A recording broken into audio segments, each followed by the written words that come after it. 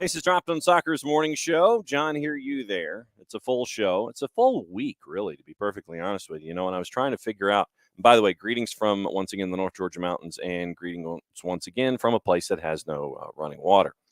For those of you that missed that yesterday, because of the storms that happened Monday night, it caused a water main break up here where the boss, the Rowdy Man, and I are having our summer vacation week. So they said that we're going to try and repair it, and it's supposed to be done by midnight tonight. So we'll see what happens, see if they meet their deadline, see if they get there early.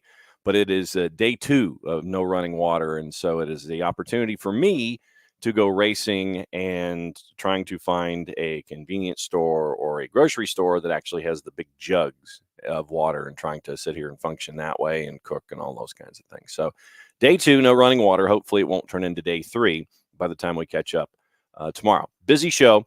Tyler Pilgrim dropping in at 9:15. And since it is a Wall Pass Wednesday, obviously whatever's on your mind we discuss, and whatever's on our mind we discuss. There's a lot of stuff going on in Europe. Don't know if we're going to be getting to it, but Jared is dropping in. And Jared, I know that you are kind of drifting in and out because of the real world and stuff. Tyler is going to be joining us in and around 9:15. We'll see what cup of coffee he is on. And I was explaining that we are in day 2 of no running water up here in the Mountain Casa for the week. Jeez. Yeah. So they said hopefully it would be fixed by midnight tonight. We'll see if they meet their deadlines. But since you are here on a temporary basis, obviously the lead is Atlanta United getting bumped out of U.S. Open Cup by Indy 11 last night, 2-1. Yep. And the pre-match conversations that we had with Carlos Bocanegra, he had a media scrum ahead of time to discuss the state of what's going on in and around the roster, and then catching up with Rob Valentino after the fact, now that we've had the sum total of not quite 12 hours to think about it. What did you think about it? You blew it. Yep. That's what I think about it. I think I have preached efficiently for the last month and a half that Open Cup was where you should focus your efforts. It was your easiest path to a trophy. You had Indy 11 at home. You had a road game against one of 2 flawed teams with a chance to get to a final. Yep. And you blew it. You choked it. It's what it is, man. And it wasn't even just like failure from the kids, which I wondered if you lost might be the thing that doomed you, because you were going to have to rotate due to schedule compression. Right. You're in a tough stretch of away games right now, and you came back home for this one. Like you went to Massachusetts for the Revs. You went up to play RSL, which is. And this is what happens when people try to call Jarrett in the real world. Continue. What? I was going to say, when folks try to call you and they bump into your line. Oh, yeah. So, like, RSL is a tricky place to play, not just because, like, they're good, but even when they haven't been good, it's a tricky place to play because of the altitude. And it's one of those things where, like, it's not as drastic as Commerce City, yeah, but it still affects people, and I think it can have a knock-on effect in the next game. And I think we saw it with a couple of guys where, like, they were starting to drag later in that game and didn't really have it in them to, like, push for harder for the first goal or then for the second goal. You didn't have as many attacking options as I would have liked to see on the bench, and that might have just been availability. Mm-hmm. But it was also some of the same song, just in a different key. Yeah. Like, that first goal is triggered because Tristan Muyamba cannot corral a ball that is not that complicated. Heavy touch leads to a turnover, leads to a break. And then Augie Williams puts it away. And at that point, Indy's going to pack it in. Mm-hmm. When you scored, that's the first goal they've given up in the U.S. Open Cup this season. They've been very good defensively. And you watched them last night. They throw themselves in front of everything. They do not care. I think Opta registered them as 3 block shots, whoever was doing that for Opta, I don't know what game they were watching. I think they blocked like 5 or 6. I don't think they would have been like high quality chances shots, but they were throwing themselves in front of stuff, not letting it become a problem. It was well done. That's not, and like, none of this is to take anything away from Indy 11. Like they did their job. Atlanta Yeah. gave them opportunities, and they took advantage of it. That's on Atlanta, but it's a massive missed opportunity because of where you were in the cup, because of the path laid out before you. It's a big missed opportunity, man. And it's you. I thought talking last night about it, that yeah, you were gonna have to lean on the kids. And here's the thing, man: the kids won't be perfect, and you're gonna have to lean on the kids a lot more this year. It's just Yeah. where you are in the roster. As Carlos Bocanegra talked before the match about the transfer situation right now. We know Amada's in Brazil. We know. I think Caleb is like the worst kept secret in the world at this point. And I say secret because it's not officially confirmed, but Yeah. everybody knows what's up. Yeah. And Reports he did are the right. out, and we're just not official. Yeah, it is what it is. Yeah. It's not officially done. Mhm. But they're working towards finishing something. But he's going to the Olympics anyway. Yep. So last night it sucks that Caleb Wiley's last performance was in a loss. And I think he gave you what he could. He went with Matthew Edwards, and hey, man, Edwards was really good. I thought in that game. Edwards did a damn good job, Yep. given the situation. Yeah, man, it was not great, Bob. It was just it was kind of like another punch in the gut. Mm-hmm. And see, here's the thing, and to Pars's thing about might have been the determining factor for Rob being coach. I don't know, man. Maybe, but also I will once again caution everybody that when everybody was ready to determine whether or not Rob was going to be the guy, said you got to consider what he's going to be working with. And last night he had not a full starting lineup, and I get it's Open Cup, but like he also did not have much in the way of attacking subs off the bench. It was Daniel Rios, who did not have a lot in the tank, and Luke Brennan, who was good. Shande wasn't available. Okay, Shande hasn't been great. Um, I think you're trying to make do with what you've got, Mm-hmm. but it's not like it's not like he's been handed the same team that was there in April and been asked to get better results. He's working with what he's working with right now, and I think you're gonna see results that struggle at times. Are you gonna get some wins? Yeah, probably. I mean, you've already got DC under the belt. Toronto was hilarious for a multitude of reasons. Um, Montreal's gonna be a pain in the ass to go play. That's a long Yeah. flight. Mm-hmm. It's gonna be a long, hard little slog here, getting to Leagues Cup and then through Leagues Cup break. Mm-hmm. But you just kind of have to embrace the fact that it's going to suck, because there's not really anything you can do about it except like what Rob said last night, which is they have to pick themselves up. They'll have to deal with that. So, but yeah, man, it was. I feel awful for Dax for the second goal. Yeah. Because you get the counter going, and it's one of those situations where like you're always going to risk giving up that second goal because you're pushing so hard for the first goal, and because you put yourself in a bad situation. Um, and then Dax just kind of turns into his net. It's just awful luck. I hate it for Dax because that's possibly his last Open Cup. Right. It sucks that like his Open Cup run as a player might end on that. That is the universe can go screw itself if they're going to hand somebody like Dax that card for their last Open Cup game. That's bullshit from the universe. I don't really care. Yeah, man. But this was a game where Tristan needed to show me something, because I was very critical of him after the RSL game. and it wasn't just the turnover that led to the first goal. There's a sequence in this game that stuck out to me. There's a sequence in this game where there's two 50-50 balls in about 45 seconds time. One 50-50 ball features Jay Fortune. I don't think he wins it at straight out, but he basically dives in like an angry badger. Yep. And doesn't allow the Indy 11 player to win it cleanly and fully contest the ball. I think it bounces to someone else, but he doesn't allow him to settle it and turn and win it cleanly.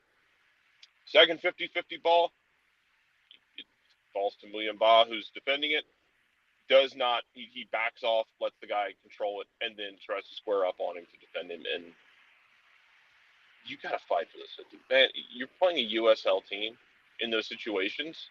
They got exactly what they needed, which was the early lead so that they could pack it in and not have to stretch their legs out. You got to fight for every ball. Things aren't going your way. You got to fight for every ball. Everything has to be contested. You're on a bad run right now, man. Mm-hmm. You lost up in New England, which sucked. New England's kind of weird in that they're below everybody on the table, but I think they've won like 4 of 6 now. Caleb Porter found 4 wins in a row. Yeah. Yeah. Whatever. I don't know if I consider them good or not, but they've hit a good run. Whatever. Columbus was the only roadblock they hit, and then they smashed into it like a crash test dummy. Yeah. Then you went out to RSL. You played them great for 45 minutes, and then you spit the bit for the next 45 minutes. Things aren't going well. You have to fight for every ball, man. You can't be backing out of 50-50 balls. You have to go in on an 80-20 ball where you're the 20. You don't have to go suicidal in there. But if it's a loose ball, if it's a long goal kick, you got to contest it, man. That annoyed me probably more than the not controlling the pass well. I know it led to a goal, but man, you got to fight. You got to, because Nick Firmino talked about it after the match, John. Mm-hmm.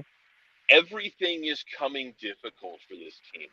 The other team is scoring easy goals from mistakes like that turnover, and you're having to work twice as hard to get a goal. So you need to fight for everything. Yeah. Because if you do, who knows? Maybe you fight for that loose ball. Who knows where it bounces? Yeah, make your own. It might bounce to the other team. Jay Fortune might get stuck in on a challenge, contest it, and it ricochets off someone's foot to the other team. Tough shit. It happens. That's gonna happen. But you get stuck in on that challenge, maybe it bounces somewhere different, man. You gotta challenge those 50-50 balls. You have to fight for everything.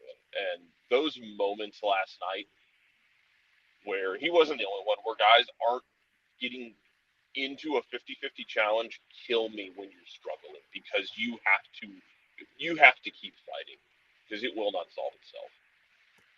Hi, Tyler. Hi, Tyler. Hello. How are y'all?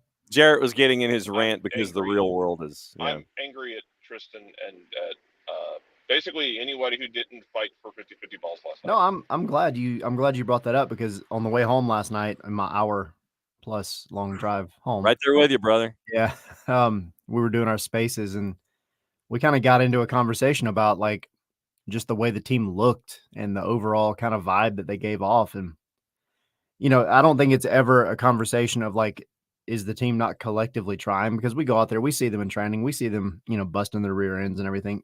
But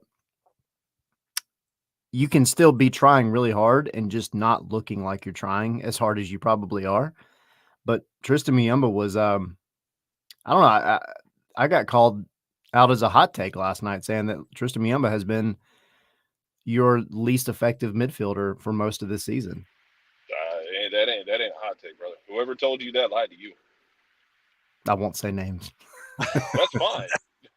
He hasn't been that. Like the 50-50 balls, the turnover that led to the first goal, man. Like, he needed to show me something last night. He didn't, and yeah. I agree. I totally agree. Positioning on a corner in RSL. I mean, you where, have the missed pass last night. I mean, yeah, you it know, was It's just very you can't have that. inconsistent. yeah, no, You and can't have when those things when you're struggling like this. yeah, and you're in this idea of having to make your own luck and continue to try and push and I think that there are times in we see it like last night where you see guys that are trying, but they're in there. They get. I think that sometimes they get into that idea of, okay, I'm thinking too much. I don't want to make a mistake, and because they're thinking too much and they're trying too hard, they end up making the mistake. And so it's like you can almost see at times, you can almost see the guys thinking out there. And you don't want this to be a game of thought. You want it to be a game of act, react. Rob was talking about, making sure that when you've got possession and a team is smashed in like Indy 11 was, you've got to pass quickly. You've got to sit there and you've got to make that decision. You've got to make the switch. You've got to sit there and make those connections. And it seems like there's almost too much thought going on out there right now because you don't want things to go wrong. You don't want to make the mistake. You put too much thinking into it, and then you make a mistake. And it's to add on to that, like you don't have muscle memory at that point because Yeah. that's one thing in any high performing endeavor, sport, whatever. You train and you train and you train until it becomes muscle memory, and then you don't have to think about it. It just happens. And I think that's, to Muyumba and the midfield's defense, like he especially is not being asked. At least this is how it seems to me. But he is not being asked to play as a traditional midfielder, like a traditional number 8. He's everywhere in the way that a number 8 should be. Um, but this team loves to build up on the wings. They have for a couple of years now. It started especially with Pineda, but I mean they're highly effective at getting into the final third. Mhm. It's just what they do from there that is lacking immensely, especially right now.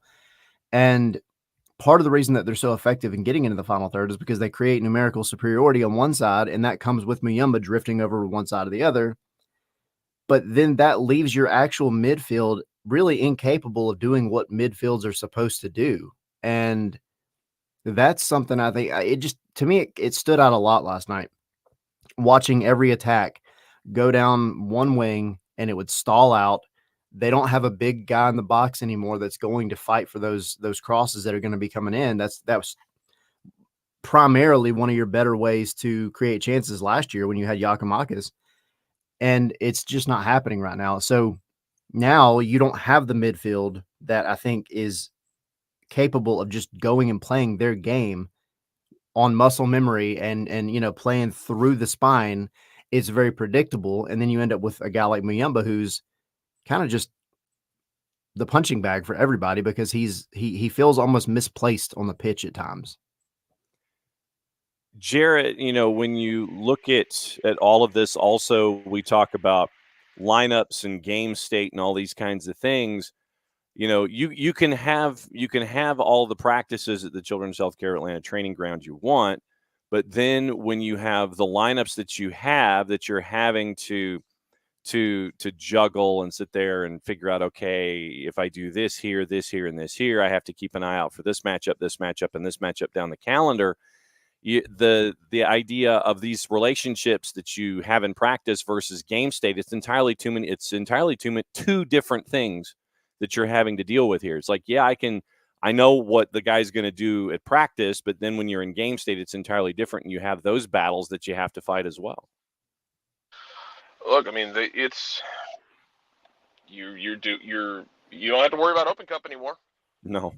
So there's that. Still got Leagues Cup, Mm-hmm. and I wouldn't be surprised if you get out of Leagues Cup. If you told me, because both games are at Mercedes-Benz. Right. You seem to have learned the lesson last time of Christian Benteke. Yeah. I know you don't have Thiago Almada hitting golazos, but I think you can get something out of at least one of those games and get through Leagues Cup and get into knockouts. But And then give me Cruz Azul in Mercedes-Benz. That's what I want. He's not going to be there anyway. He's hurt. That's true. He's not going to be there anyway because he's hurt. Because he got hurt in the first 10 minutes of his game. That's true. Yes, I remember that. Yes, I remember that video. Like at this point, like I said earlier, man, you're just you're kind of going game to game right now. You see what you can do in the window, and then you have to grind it out here. You have to find a way to get through this, and guys should be busting their asses because at the end of the day, whatever their contract situation, they're going to be playing for food on the table this year and next year and in the future. Because it's a bunch of guys who still have careers ahead of them, wherever that may be, whether here or elsewhere. So they need to be busted tail. You need to be getting stuck in on things. You need to be fighting for each other, and it's tough. And it kind of, I think the thing that stuck out with me from the RSL game, where like at the end of the game, where it seemed like guys were just on autopilot, and then it was like, Noah landing someone on the ground, Luke chasing the ball down like a cat chasing a laser pointer. Yep. It reminded me of, but it made me think about the video they released, the behind the scenes video of when Noah's the one speaking up in the locker room. Like, I love that he's willing to do that. I love that he has that dog in him as a leader. It shouldn't be just him. It shouldn't be just the kids having to do it. We shouldn't be in a situation where we are asking the kids to be the spark. It's great that they're willing to do it. They're going to lack consistency because they're kids, because they're teenagers. I love what they bring to the table. They shouldn't be having to carry that load. And that means that guys other than Brad and Dax got to look in the mirror. Yeah, I totally agree. And the fact that you have Noah, and I've mentioned it on here before, but, he's the first one out to training every single day. And that is not an exaggeration at all. A lot of senior players could take an example from Noah Cobb. But like you said, Jared, it shouldn't be that way. And yeah, I mean, like Brad, he's going to do his thing. Dax, we've seen him do his thing. And I still contend, look, I feel so bad for Dax after last night. Just a gut punch. But I thought he had a great game. There's no reason the universe should have handed Dax an own goal to end his Open Cup legacy. Yeah. That's the bullshit from the universe. Yeah, I agree. Hit the reset button, man. At some point, it's all got to come back full circle, and things have got to start going their way at some point, like, especially for Dax. Like, that was tough. And, because I do feel like when he came on, he completely changed the game and helped Atlanta kind of settle in a little bit more, especially after our first 45 that was just very, very demoralizing and uninspired. And, but it can't just be him. I mean, I've preached forever, like, I want the captain to be a midfielder just because I feel like they're the most effective place to contribute to the game, both obviously as a player and then as a captain and a leader. When Dax comes on, he does that, but he's 37. He's not playing every match. And we know this. So you've got other players that are going to have to step up. Like the guys with European experience, bring that to the forefront and say, look, flex a little bit. Like I've done it over there. I've been there, like you got Slish. He's perennial champion for 4 years straight. You got Pedro Amador coming in. Hopefully he can say, look, I've been through the relegation battle. I've been through the promotion battle in European soccer. So I can bring you something and don't come in with the whole, I don't want to step on toes mindset anymore. I understand where that comes from. Absolutely. But dude, come in, take charge and give this team a couple of captains that are going to work well together and lead them somewhere that they're not at right now.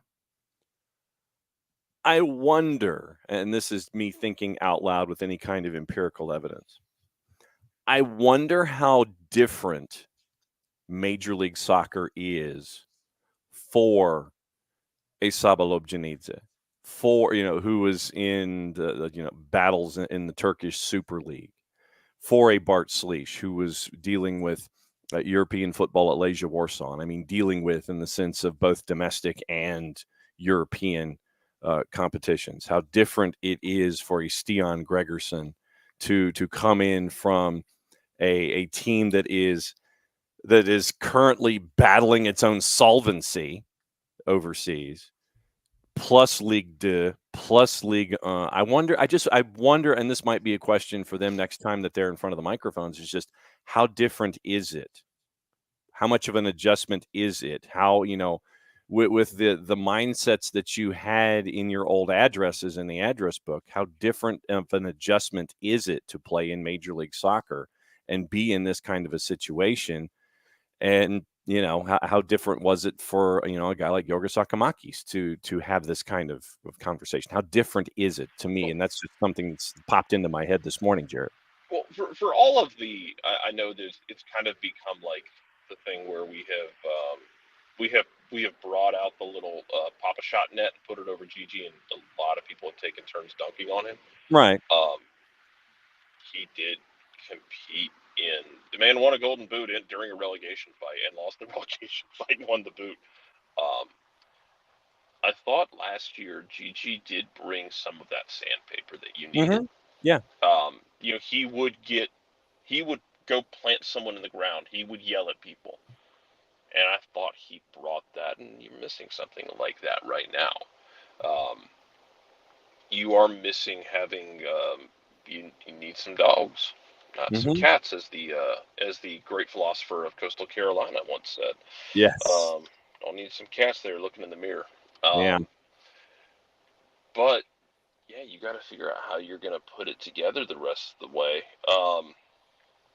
Due to I see everybody in the Discord or the Twitch pitch.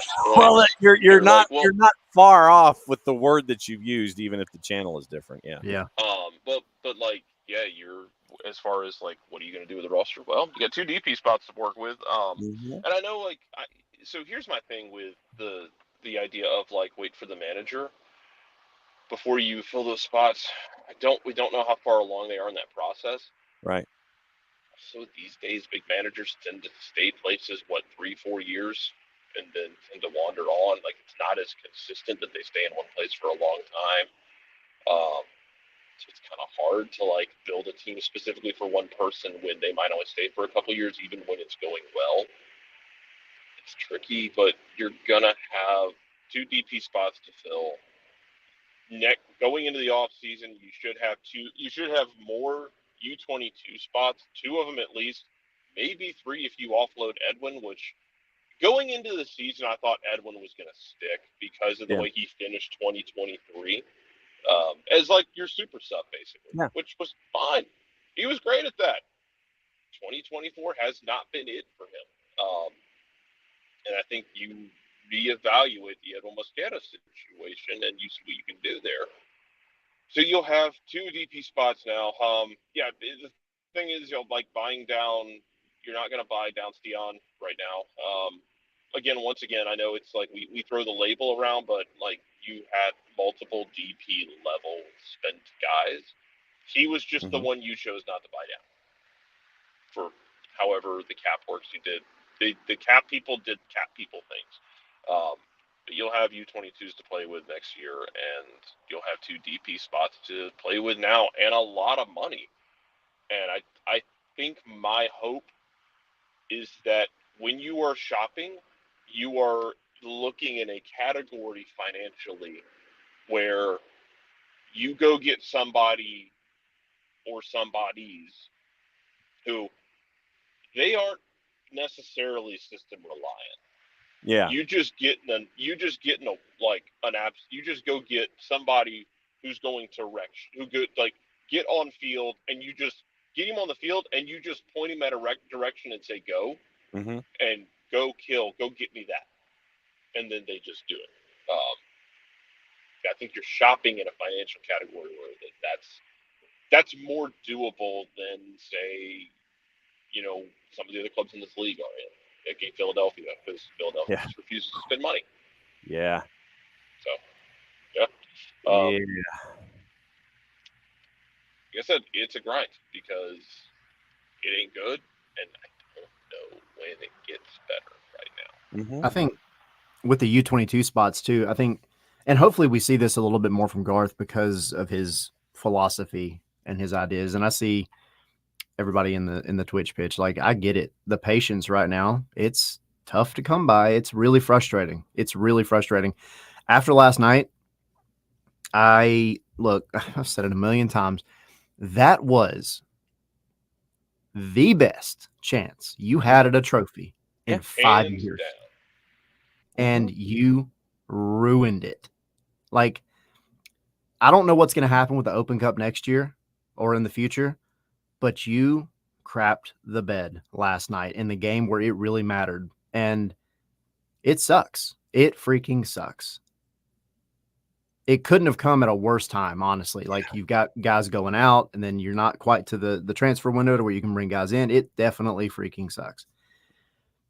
I just think I don't know what else you can do right now until those new players come in.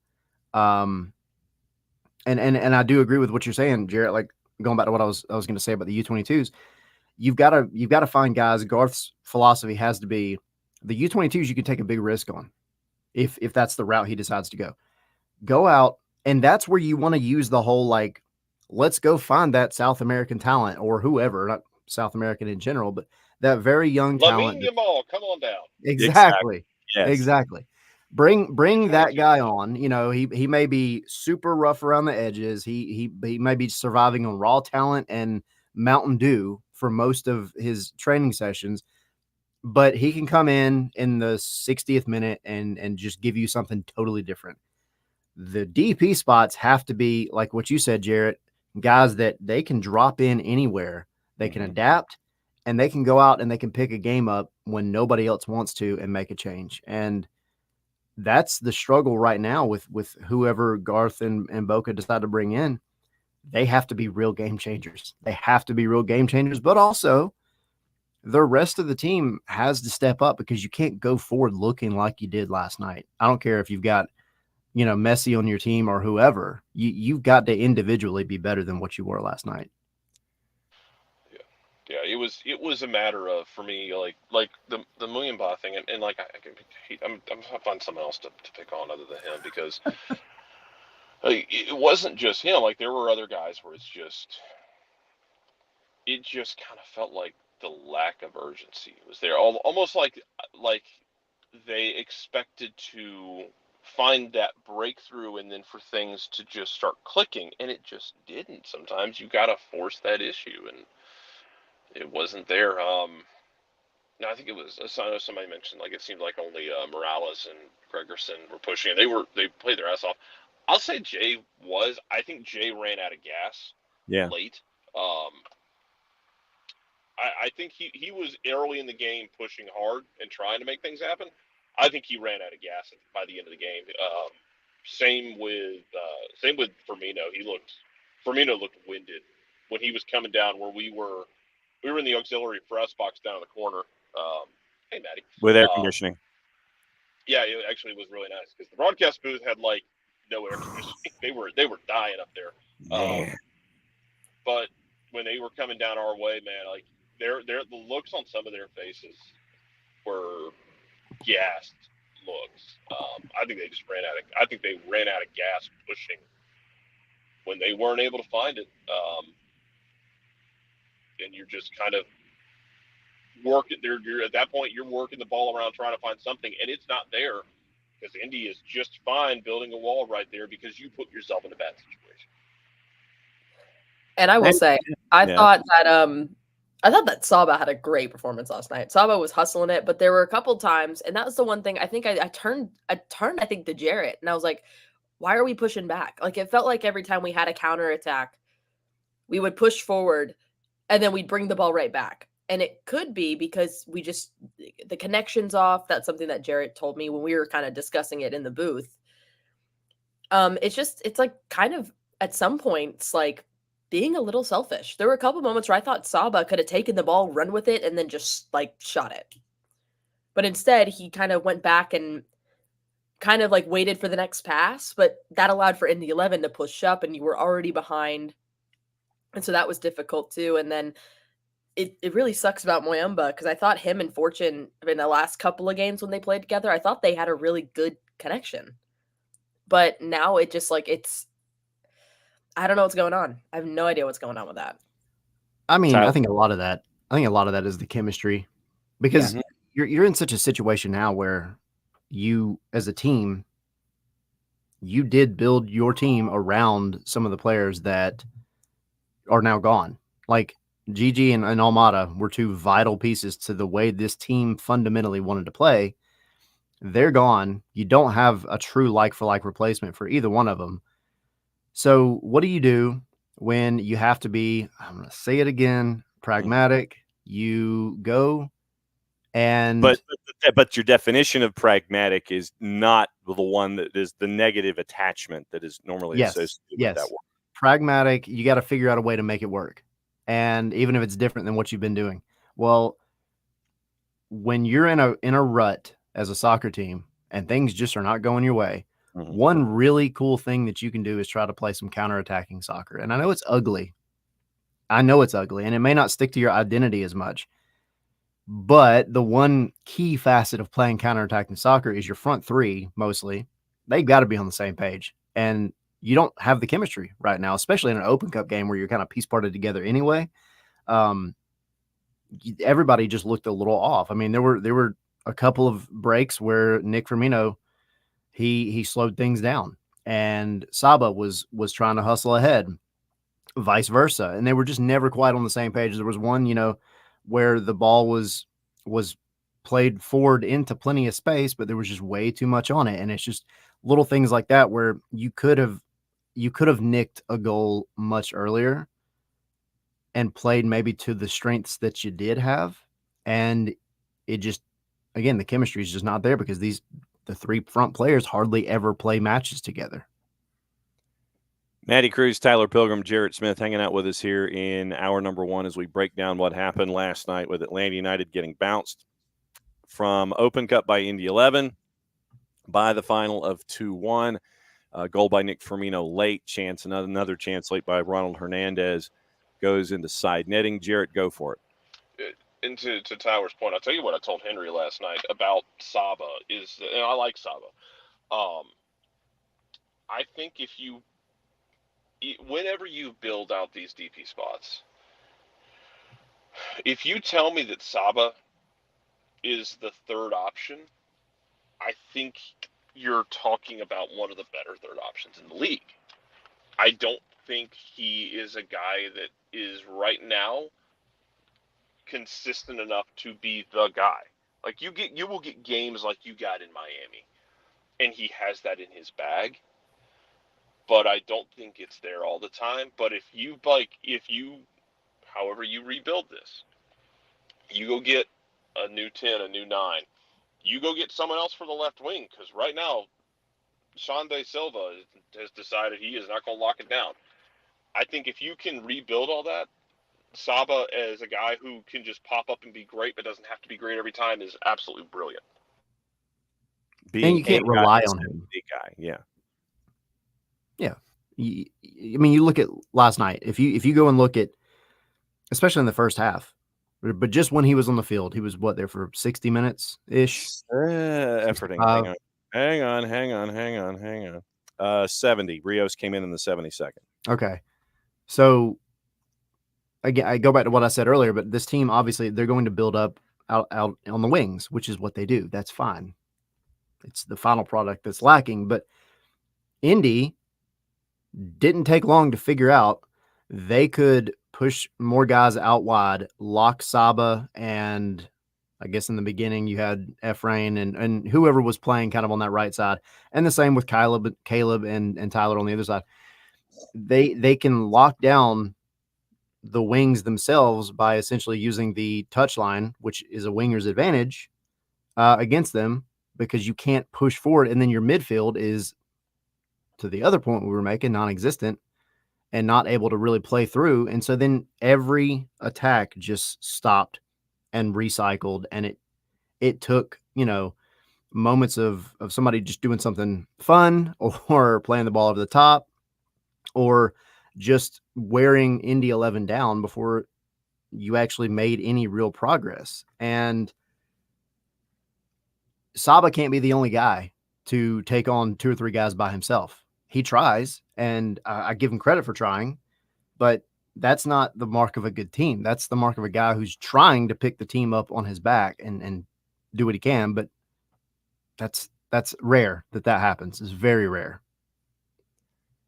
Maddie, what else is on your mind from last night since you were late? You were the latest in this the fatal 4-way here this morning to jump in. What else is stuck in your mind?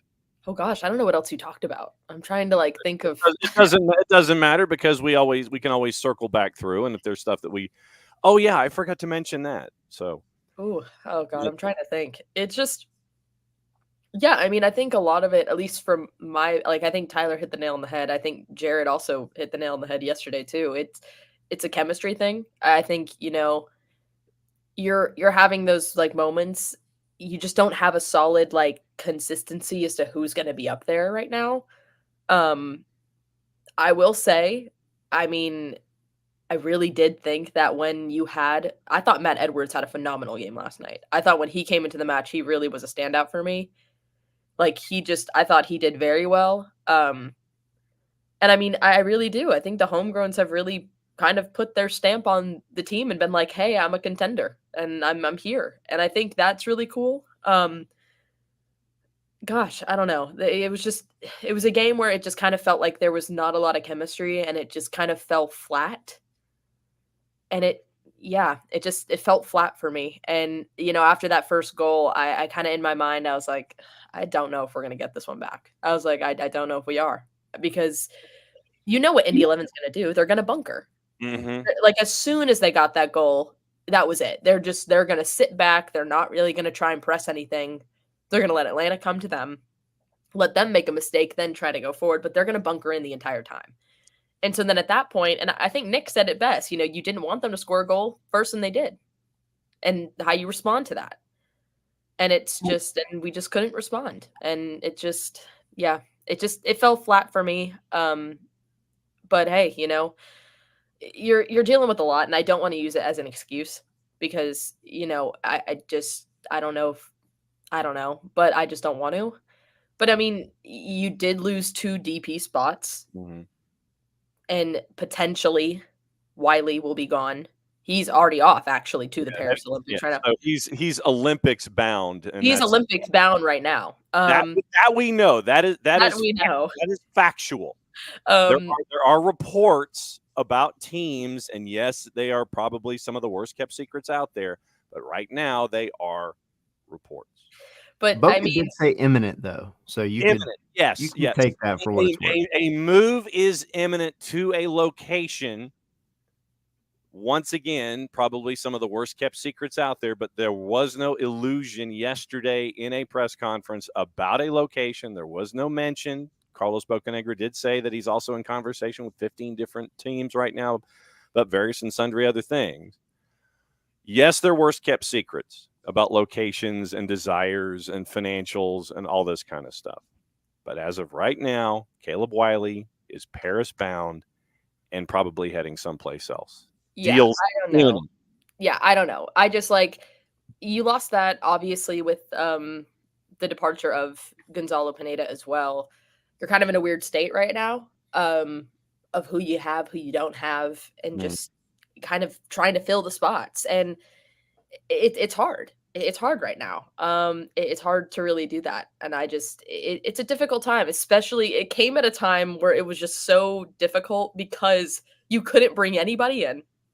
You can't really do much because the transfer window isn't until next week. 18th. 18th. Yeah. Okay, I didn't think I was crazy. It definitely was next week. Okay. The longest 8 days ever. Literally. And it sucks because you had a couple of games that were pivotal, and it's hard because you're already dealing with a rotation that's so compact. You don't have a lot to work with in itself. And then you're rotating players in and out. You have I want to feel like we've had 3 double match weeks this month. Like, it feels like it has been. We're only 10 days into it. We're only 10 days into the month of July, and we've already had 3 double matches. Like, I mean, seriously. Oh, I know. Seriously. What a week, huh? Lemon. Yeah. Like, geez. I don't know. I just, it's hard to build that. But, like, I mean, that is a big factor in it. It's a huge factor. We don't have those slots filled yet. They've been gone. I think GG leaving, that one kind of happened. I felt like it impacted us a little bit, but I thought we got the footing working a little bit because we still had Tiago. Yeah. Now Tiago's gone, and it's filling that spot. Yeah. So basically, if you look at it in a basketball sense, you don't have your big man in the middle, and you don't have a point guard, and you're trying to figure out your offense without a point guard. I know that offense. I watched the Hawks through the early and mid 2000s. Oh no. Yeah, I don't know. I'm the most insufferable person ever if the Hawks ever win a title. You need to know that now. Nothing wrong with that. I'm going to talk so much shit. I'm going to cut more promos than I know what to do with. Just know that that's happening. Hey, nothing wrong with cutting promos. Absolutely nothing wrong with cutting promos. Yeah, that's just me. That's my take. I don't know. It's difficult. I feel like building that, it's hard because a lot of these players know each other pretty well, but that's different from on-field stuff.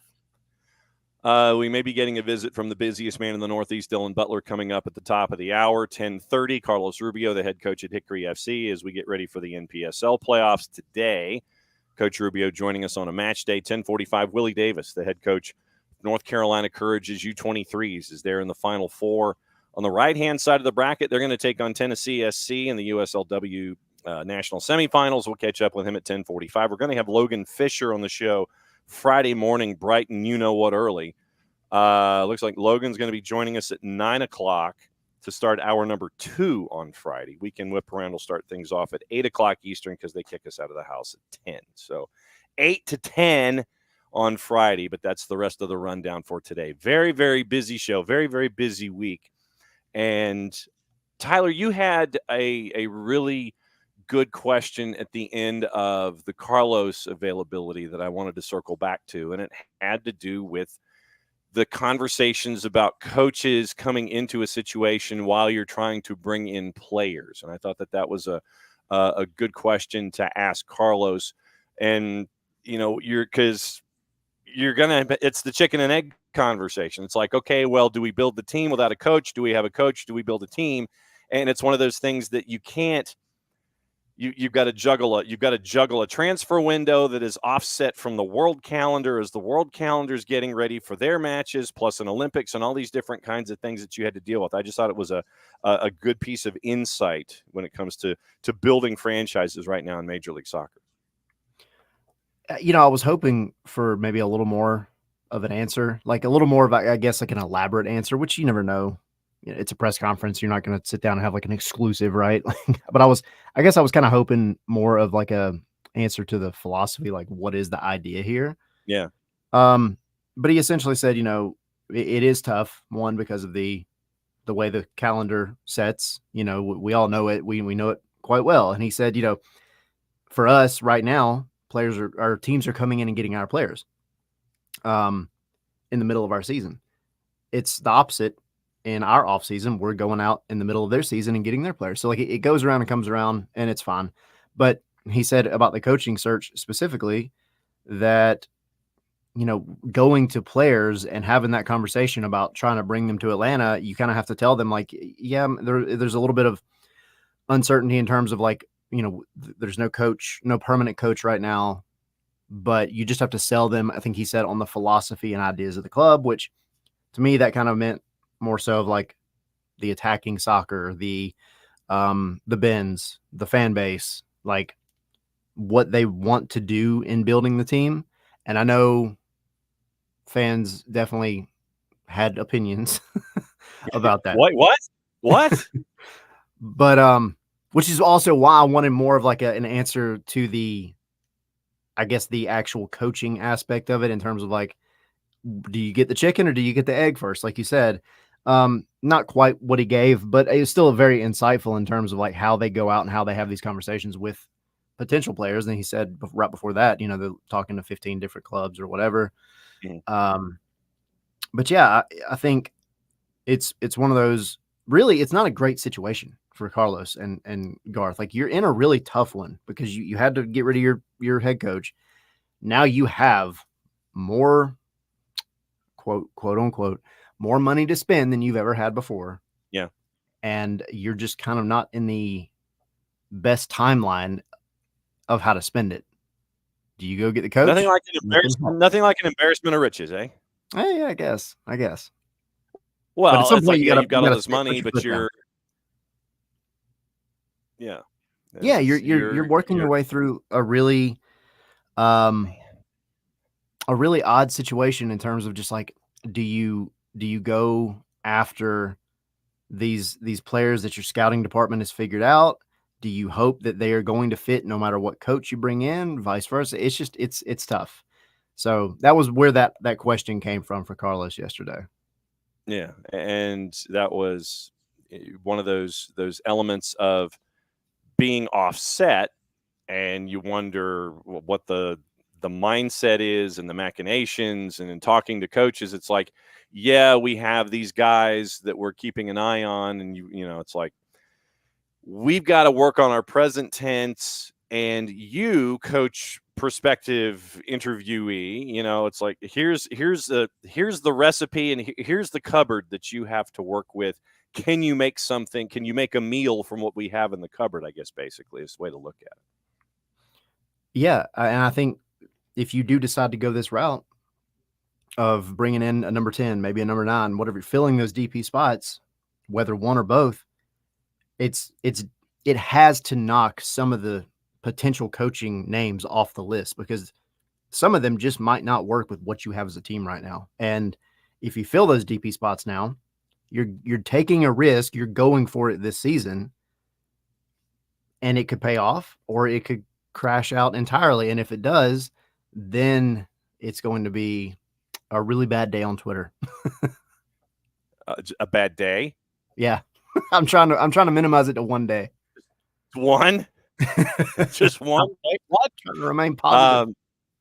No, absolutely. No, it's just, this is going to be the intrigue that is attached to all of the machinations that are in play right now involving player departures. You know, I'm at the airport all of a sudden. I'm at the curb at Hartsfield Jackson. It's like you see the departures, you see the arrivals, and you're looking up at the board. You're wondering where the planes are coming from. You know, how do we fill our hangar up? You know, how do we fill the airport and get all the traffic? It's going to be interesting to see all of this develop. Unfortunately, it comes off the heels of one of the biggest missed opportunities that you had this season to make some kind of a statement when it comes to Atlanta United. So blatant promo time. Tyler, hit us with what's going on in the Scarves and Spikes world. We have our show tonight. We will be having Tony Leon, who did the Flags Out stuff, actually also my brother-in-law. He'll be on, discussing some U.S. soccer. He did the live shows with us at the Signia Hotel for Copa America. Okay. So he'll be chatting Atlanta with us and a little bit of U.S. soccer, and I'm sure Berhalter's name will get brought up once. So we'll have that tonight.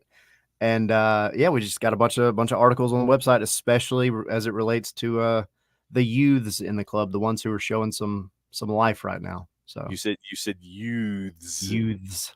Yes. And Tyler, as always, my friend, great to see you in person. Great to have you on the show every Wednesday to kind of bust through hour number 1. We will catch up with you soon, my friend. Thank you. Appreciate it. All right, he's going to go have his second cup of coffee or his third or something, and then this is where we do a hot tag and bring Nick in. And so it is Nick, it is Maddie, and it is me, and we are waiting to see if the busiest man in the Northeast, Dylan Butler, drops by for a half hour. Like I said, hour number 2. Dylan Butler could drop in. He'd be 10 to 10:30. 10:30, we talk Hickory FC. 10:45, we talk about North Carolina Courage and the USLW. Hi, Nick. What's on your mind? Well, I'm admiring the rich wood paneling behind you. Mm-hmm. Mm-hmm.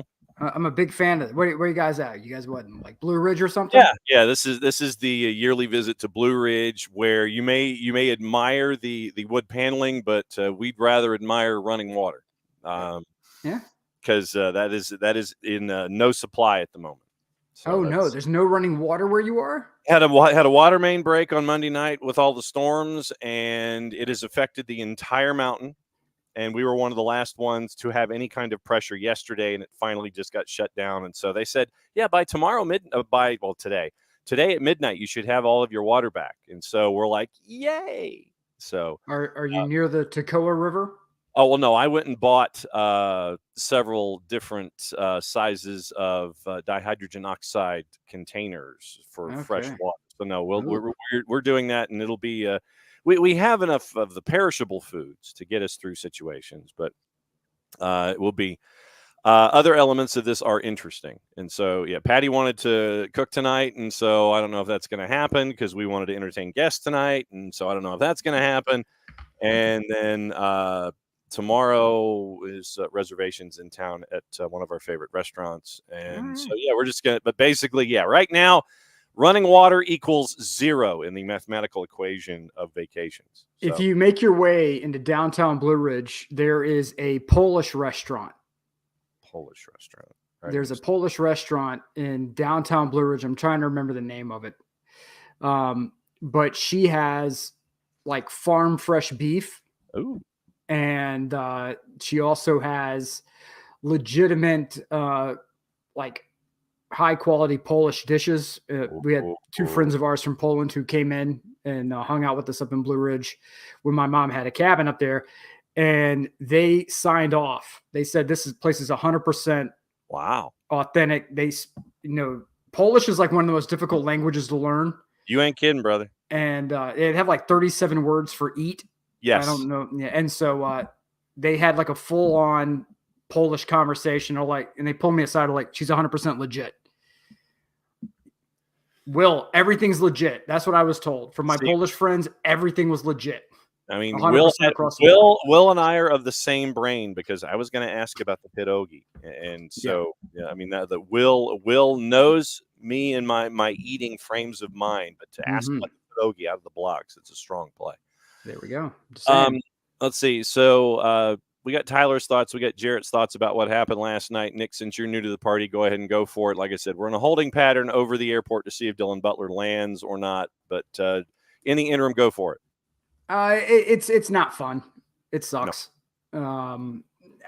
For me to say anything else other than it sucked would be wildly disingenuous. I feel for Dax McCarty. Yeah. Dax was hoping that, when you saw the behind the scenes videos of Pineda's last days, and Dax was like, I came here because I wanted to finish up my career in like a competitive way. And he's getting the exact opposite of that. Yeah. You had, if you're a glass half full person, which I'm not, right. You would say, oh, well, they're, Atlanta's rebuilding and reloading, and this is just the calm between the reloading. Massive transfer budget. They actually have a larger transfer budget than AC Milan does, which is crazy. But United has the resources to go get help. But if you're a glass half empty person, you sit there and go, well, that's great, but who's going to want to come here and dealing with, kind of the landscape as it is?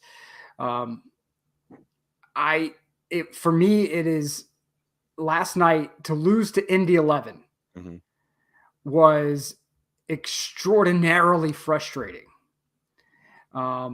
You have a team that, with just the players on the field, should have been able to beat Indy pretty handily. And that obviously did not happen. So it sucks. And I don't think that, anybody on that team, I don't think Rob Valentino, I don't think anybody would disagree with that.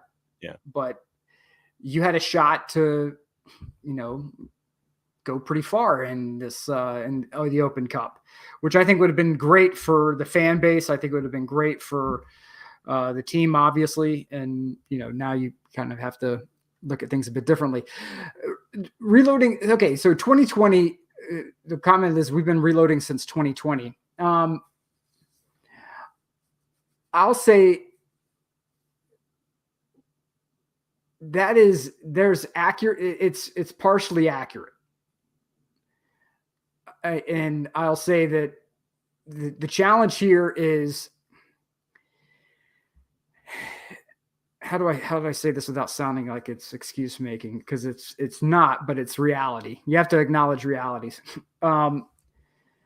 If Joseph's knee doesn't self-destruct in Nashville, if COVID doesn't happen, if somebody steps out on Nick DeLeon inside Mercedes-Benz Stadium against Toronto FC, my God, we would be looking at things, I imagine, a bit differently. But the reality on the ground is that Joseph's knee collapsed like a neutron star. COVID did happen. Frank DeBoer, lost the locker room, or lost the team, or whether DeBoer lost the team or the team lost him, one of the two. That didn't work out. Then Gabriel Heinze, that deal falls apart. When you get older, you learn that one thing going sideways can derail you from a lot of the best laid plans. And so you had, the marketing thing of no rebuilding years is great in theory. It's not reality. The system, no cap system is built to have no off years. It's just not. Life happens, reality happens. And I think whenever you hit that injury streak where it seemed like, God, somebody was getting a season-ending injury every other week, you ended up having to, sign bad, contracts that weren't exactly team-friendly, but just to maintain some level of competitiveness. And you have to figure things out. I've scared off John now. John's left. Look at that. Maddie, I can't believe this. I've just chased off John. Gosh, I don't know what happened, Nick. I don't know. I start talking and he walks away. But the reality of the situation is, we had reality happen. We had contracts that we had to get out from under. And then things, I think that is, okay, Parzival, I think that is Margot's Gourmet Polish Kitchen and Blue Ridge. If it's still open, it's legit. It's amazing. But you had a number of people who came in to fill spots, and it didn't work. You have seen those players go elsewhere and have success. I think we can generally agree on this, right? So you can see what the scouting department saw. You could see okay, well, Josetu has been pretty damn good after leaving. Barco went back to River Plate and balled out. A lot of these other players who were here have gone elsewhere and been really damn good. So, whether that's coaching failure, whether that is, they didn't settle here, whatever it is, we've got to figure that out. I will still take, if going across the board for MLS teams, I'll take what we have here in Atlanta over what they're currently dealing with at Sporting Kansas City, where they have a player, or not player, but they have a manager who is a part of the leadership team who is essentially never leaving, part of the ship, part of the crew. Mm-hmm. I'll take what we have in Atlanta over what the Red Bulls are dealing with, over what Philly's dealing with. Swing for the fences, that's fine. We're getting a lot of strikeouts as of late, but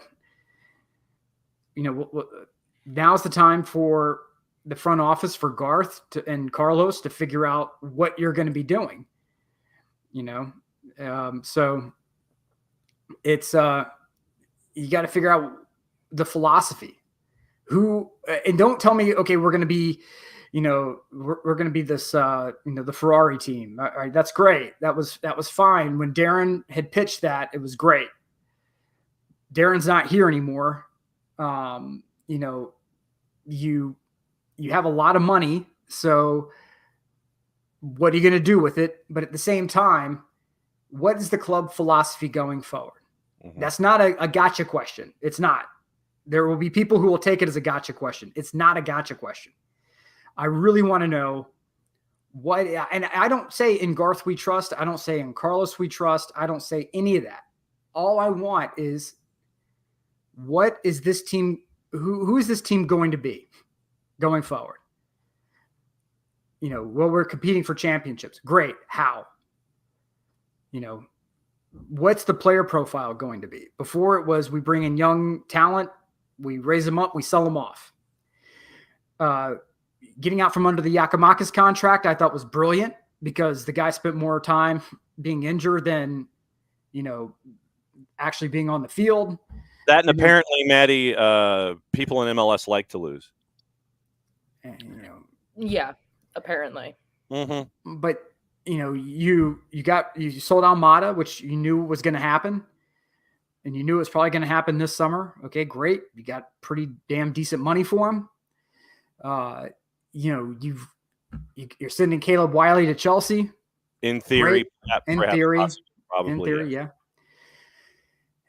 I just want to know what the process is going to be going forward. And I would like Garth to, have sort of a state of the union and say, okay, here's who we're going to be going forward. I think if, there's some managerial candidate names being tossed around out there, it's hard to feel optimistic when there's so many variables out there. You have, from a manager perspective, what kind of manager are we looking for? Because if you bring in Greg Berhalter, like let's say in a magical world of make-believe, right? Greg Berhalter gets let go from the U.S. men's national team. If that's who you hire, the guy had trouble generating offense in Europe. He had trouble generating offense, Columbus was okay, but they weren't exactly the most exciting team ever put on paper. And then the U.S. men's national team sputtered. So what kind of excitement level does that bring here? You have to have a team. And there's some cities that can get away with playing slug ball and calling it fine. Philly, they play knife fight in a phone booth, 24/7, 365. The fan base is okay with it. But you can't be old and play that way. You can't be an old guy doing knife fight in a phone booth. And that's what Philly came into this year. Yeah, correct. In Atlanta, you have to have something exciting. This is like LA East, whether people take offense to that or not. It's LA East. We need excitement. You need something that generates buzz. And that's what filled out the stadium before. I think that's what's going to fill out the stadium again. That's what gets people excited. And I'm happy to have this conversation with anybody. I just want to know what the philosophy is going to be going forward. If you're saying we're going to get some MLS coach, MLS retread, to me, that's not exciting. If you have the, what kind of player profile we're going to get, some Euro players coming in. We're going to go find some exciting South American players, but who want to stay. Great. Is this a team that's going to be going forward often? Is this a team that's just win, baby, just grind it out however you get it? I want to know these things because I'm a season ticket holder. I'm not an employee of the team. John, was I at the media game this year? No, I was not. Was I there last year? Yes, but I was not there this year. I know people who work for the team, wonderful people, kind people, amazing people. But at the end of the day, I'm a season ticket holder. And I think I was like what the rep tell me? I think I was like in the first 1,400 people who got a season ticket, who put down money for season tickets. I've been here since day one. And as a customer, because I want to know what the plan is going forward. That's it. I just want to know what the plan is going forward. Tell me how we're going to win. Tell me, I don't need to know tactically how you accomplish your strategy because you got to keep some stuff under wraps, but just tell me what the strategy is. What is the end goal? We're going to be successful because we're going to do X. Southwest said we're going to be successful because we're going to be the Greyhound of the airways, right? We're not going to be Delta. We're not going to be United. We're going to be the Greyhound of the airways, and they were very successful in doing that. I want to know what we're going to do to be successful going forward. And I think I've earned that as a season ticket holder since day one. And I think so many people who've been season ticket holders since day one would like to hear the same thing. I don't think that's a shot across the bow at anyone. I don't think it's a dig. I do think that it's a necessary component because this is not a situation where we are, and I'll get off my soapbox with this because I know I have a tendency to ramble. No, but that's I know. But my thing is this. Teams sell, this family style relationship. Trust is earned, okay? Love is earned, and customer loyalty is earned, right? But I believe that 2017, 2018, it's a long time ago. And this team has swung for the fences, and I've applauded it, right? I've applauded it every step of the way. Even when signings didn't work out, well, the hell with it. They swung for the fences. And I'll take that because it's better than some of the latent mediocrity that some teams put out there. And I know we don't want to do grass is greener, but dude, you have injuries that have been mounting. There's not much that can be done about that. It's across the board. You've had swings and misses from signing perspectives that, theoretically Giakoumakis should have worked out, didn't. But I want to know what Garth's plan is to ensure that we're going to be competitive next year. I think that's fair. Have a State of the Union. Tell us why we need to keep investing as season ticket holders. That's not a shot across the bow. That's reality. Finances are tight, baby. Mm-hmm. I got to make financial choices. Do I keep spending my money? Because this is season tickets I could go to Europe. I could take the family on a badass European vacation with what I'm paying for season tickets. So tell me why I need to keep being a season ticket holder. Every organization in MLS needs to be able to do this. This isn't just Atlanta United. Okay. LAFC says you should renew your season tickets because we're going from Carlos Vela to Olivier Giroud. Right. We're upgrading, we're maintaining this. If you're a San Jose Earthquakes fan, yeah, you got some questions,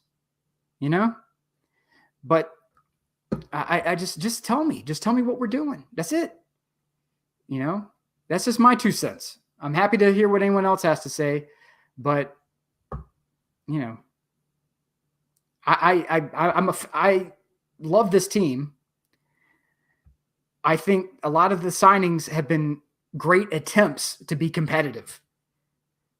Sometimes it worked, sometimes it didn't. But we're in a place now where we're out, there's not a lot of hope happening this year.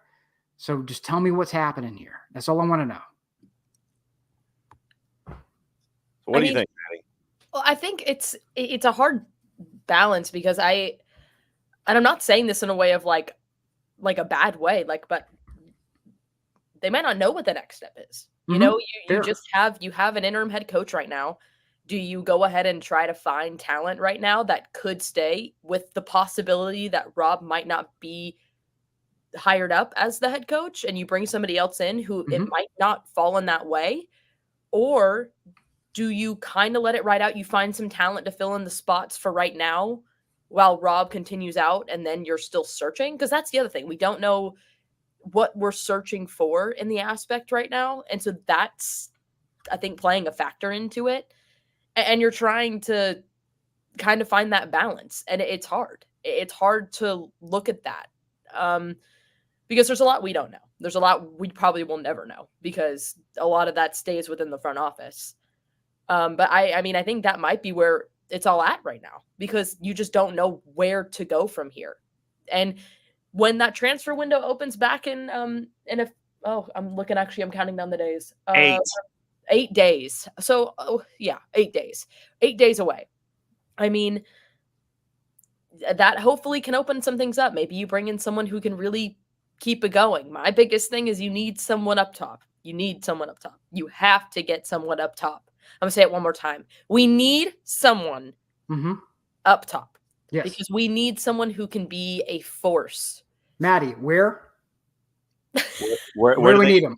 Where do you need him? We need him up top. We There we need go. a striker. Let's go. Please. Because that's what we need. We need someone up there who can create some stuff, who can create things. Because I think the issue is not us creating chances. We're creating chances. We just need someone to find the back of the net. And that's it. But I mean, back to the point, I'm going on a little soapbox on how we need a striker. It's hard. We don't know what the plan is. We might not know what the plan is right now. And it's just kind of trying to see where it falls. And that's kind of what's going on, I think. Well, again, my thing with this is, and Bart asked the question. He says, someone on this show who is smarter than me, tell me why we should again sign designated players without a permanent head coach. This is where I have to balance my love of ambition with practicality.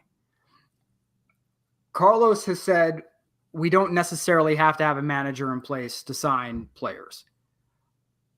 Carlos, I will say without any sarcasm, Carlos knows what he's doing in this sport a hell of a lot more than I do. I, however, fail to see the logic in that. Because if you have a manager who says, hey, look, we're going 110 miles an hour, like no matter what, we're going to attack. What happens when you get tired? We're going to keep attacking, you know? And you have somebody who is on the slower end, who's more possession focused. It could be a really good player, but a square peg in a round hole, right? It's, you know, that doesn't make sense to me. I'd rather have a manager who's in place who says, okay, I am looking for this profile of player that's really going to make my system go from 55 to 110, right? Like, just if you want optimized operations, I need this player. Okay, so then, all right, so hit the pause button on that for a second. Let me go devil's advocate here. If you see a player that you believe fits your philosophy, even without a head coach, then should you not chase after that resource so you do not lose that resource in the global marketplace? And then have an individual who understands, okay, attacking midfielder A can fit into whatever system we are looking at, or whatever system, whatever mindset we have, and will adapt to whatever head coach we bring in to this situation. That's just me on the flip side of that argument. No, and I think that's valid, but that's looking at it almost from like the housing market strategy, which is we found a house that we like, so we need to go ahead and put a bid on it because somebody else is going to get it. The difference is that we're not looking to relocate, you know? So it's not like, oh, this is the house in the optimal area, in the optimal time. Even though I don't like the house, we just got to get it. It's actually the reverse. It's we are bringing something to us. So there's not one clear fix. Instead, there are a lot of players who could fit a particular profile, right? A lot of players who could come in at the right price point. Maybe fewer players who have name recognition, who are a bit more of a surefire thing. Judging by what we've seen in other markets, you don't have to have essentially a recreation of Barcelona 2010 like they have down in Miami. The Gulfstream Galacticos, yeah. Right. To make it, yeah, the Gulfstream Galacticos, I do like that. To make it work. There are teams in this league who have found players from, like Ricky Puig, right? Who would have thought 10 years ago that we would have a player like Ricky Puig be a difference maker? Carlos Vela, before he came in, unless you were, tied into the Mexican community, there are a lot of people who probably wouldn't have been on like, oh, wow, Carlos Vela, my God, he came into MLS and they were like, oh, damn, okay, this guy's cooking. there are several tiers of players who we can get. We don't need to lock in on one. This is why I think if it were me, I would focus all of my energy on getting a manager now, booking and just saying, look, we're letting Rob Valentino finish out the year. And what we want you to do is manager X. We want you to start building your notebook of players that you see that you think we need to be chasing. And come the winter window, we're going to go get those players.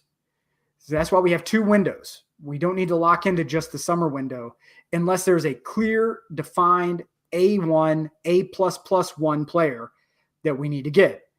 Like a Hamas. Like if you want to go get Hamas, even though he's been chronically injured for club teams, but that's beside the point. Right. If you want to go get a James Rodriguez, to me, that's an A+1 player. That's where no matter what, you need to go. We need to get him. But Asaba is available in a winter window, right? A player like going back in the day, like a Tito, would be available in a winter window. There are players in South America who would be available in the winter window. We don't have to find necessarily DP slots filled right now. Would it be great? Sure. Because, you're trying to be competitive toward the end of the year. But in my opinion, we need to get a manager now and then focus on the players that fit that manager's profile in the winter window. Because before we start the season, Airborne, are you talking about me or are you talking about, so I can clarify, or are you talking to somebody in the chat? So sorry, that makes no sense. So to me, if there's an A+1 player that can come in and be a name and be a star,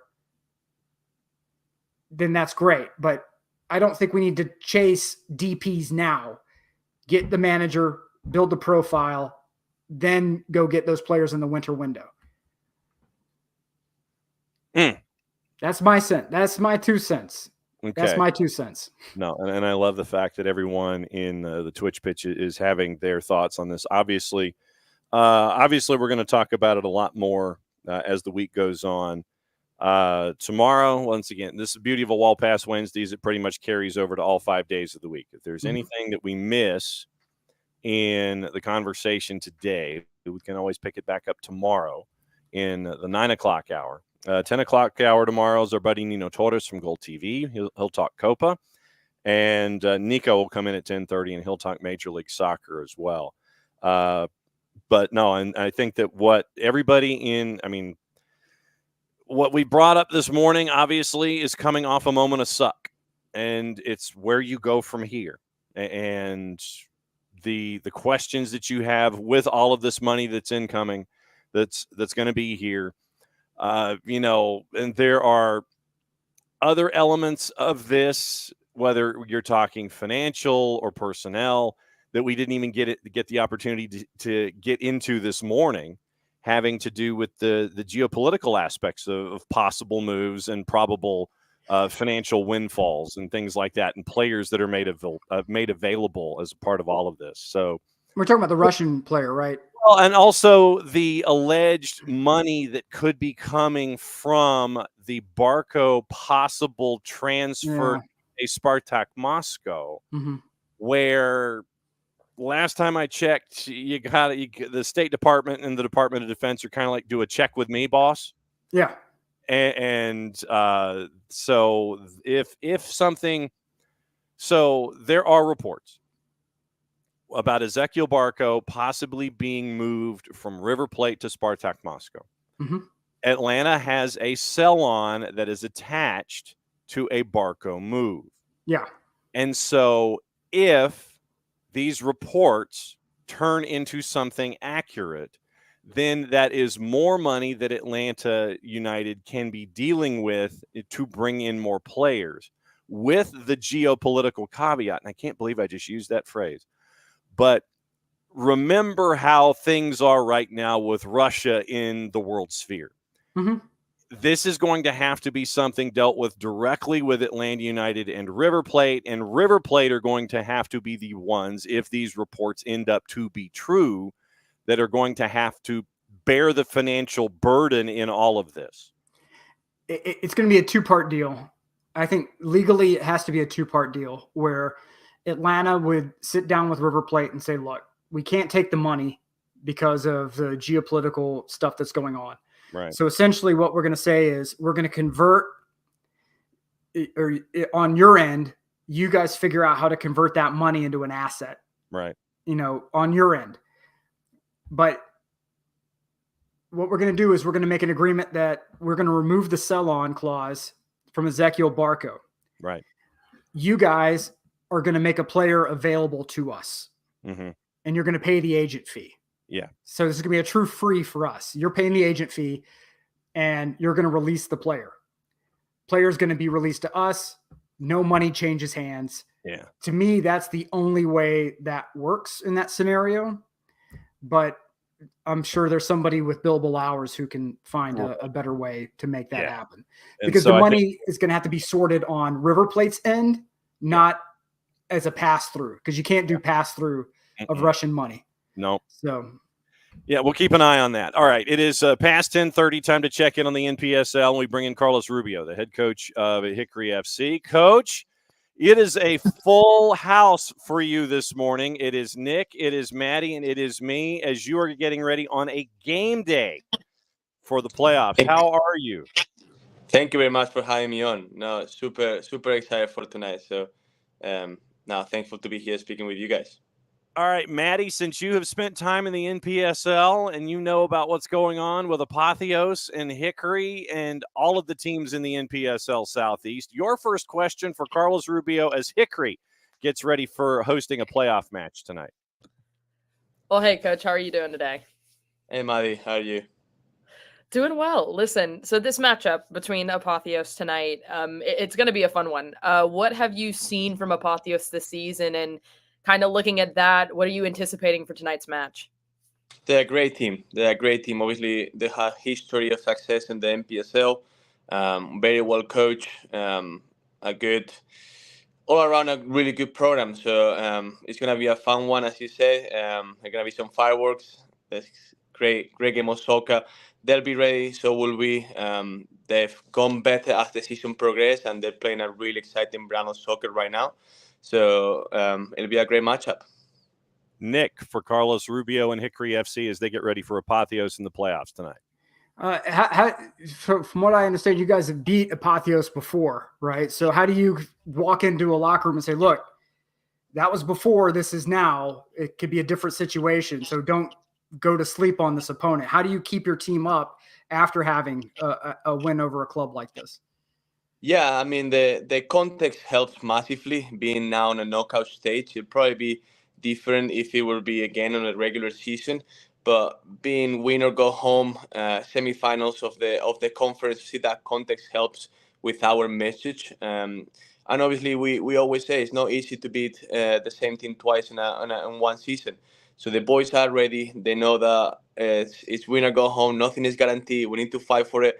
They're gonna come ready and prepare, and I'm sure they want to get us back from that first game of the season. But our job is to turn the page, just focus on our task in hand, win the matchup tonight, and keep dancing and advancing. So, dancing and advancing. It sounds like a T-shirt. Let me ask you, for someone who hasn't seen action in the NPSL Southeast, I would maintain that in a league where you have a lot of haves and have-nots in your conferences, this is one of the toughest conferences out there across the board with these four teams that have made the playoffs. How would you describe what it's like on a weekly basis in this sprint that is the NPSL Southeast?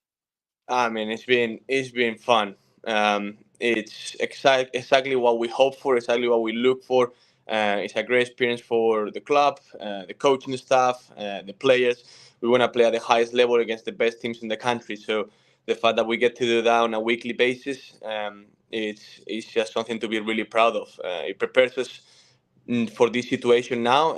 It'll prepare whoever comes out of our conference for the region and the national stage. And I got no doubt that whoever comes out, hopefully it will be Hickory FC after this weekend. Whoever comes out is going to make some noise on the national stage. Maddie, for Carlos Rubio, round two. I mean, just looking at your roster, one player for you guys, Diego Fernandez, has been huge for you guys on the offensive side. What does he bring to the team, and kind of just seeing him really step up into this role this year? What has it been like for you to watch him grow? I could be speaking about Diego for the next 20 minutes. He's a fantastic player, really exciting to watch. He's got an eye for goal. You see him training. He bangs 5 to 6 goals every time that we're doing any sort of competitive match at training. He's been doing that on the games as well. But what makes me proud about Diego is that at the start of the season, he came on from his college with a little injury. He worked his way into the lineup. It took him about 4 to 5 games to start seeing some minutes. He kept on working. He kept on believing on us and our path and the direction that we had for him. And we're getting now into the knockout stage this part of the season, and he's absolutely flying. So, yes, a fantastic player, but what makes him different is his character. Nick, round 2 with Carlos Rubio. I'm going to yield the floor to Bart, who says, "I have a question for the head coach of my alma mater. How do you, coach, see Hickory FC benefiting the Lenore Rhine men's soccer program this upcoming season and in the future?" I mean, it benefits us all, benefits the community. I'm sure that after this season, we're gonna have so many more fans. Our home games in Lenore Rhine, it makes the community and soccer grow in Hickory. So I'm super proud and super excited for this partnership. What's gonna mean for the community, and more important than anything for the youth soccer in our area.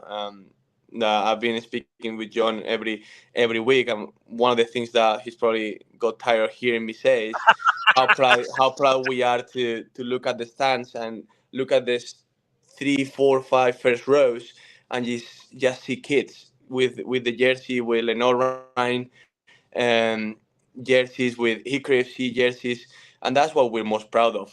So I've got no doubt that it's gonna put Lenore Rhine soccer at a higher and a national stage when people look at us.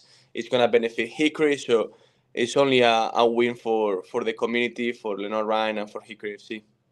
What's it been like to build something from scratch like this? Exciting. I can only sing praises to the ownership group from day one. They gave us a lot of trust on building the team. They knew what kind of players we needed. We knew what we needed to bring those players into the team. They've been nothing but supportive. So it's all down to those guys and obviously our GM to provide us with an environment in which we can recruit really good players and coach at the level that we need to prepare the boys for this matchup. So now super excited to build something from scratch. Last go round with Carlos Rubio. Maddie, what's on your mind? My question, I covered a lot of WPSL, and I feel like the Southeastern Conference, I feel like in both the NPSL and the WPSL is so competitive with everything that you have going on. What is it like to compete in a conference that has so much talent?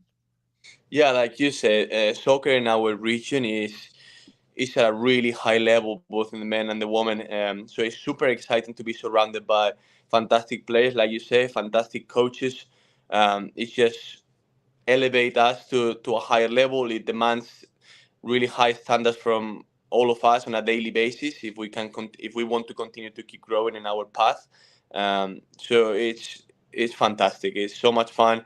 It doesn't let you sleep at night. It keeps you awake. But at the end of the day, is one of the reasons why we do it, to be surrounded by great characters, really competitive coaches and players and clubs that elevate us to the highest level.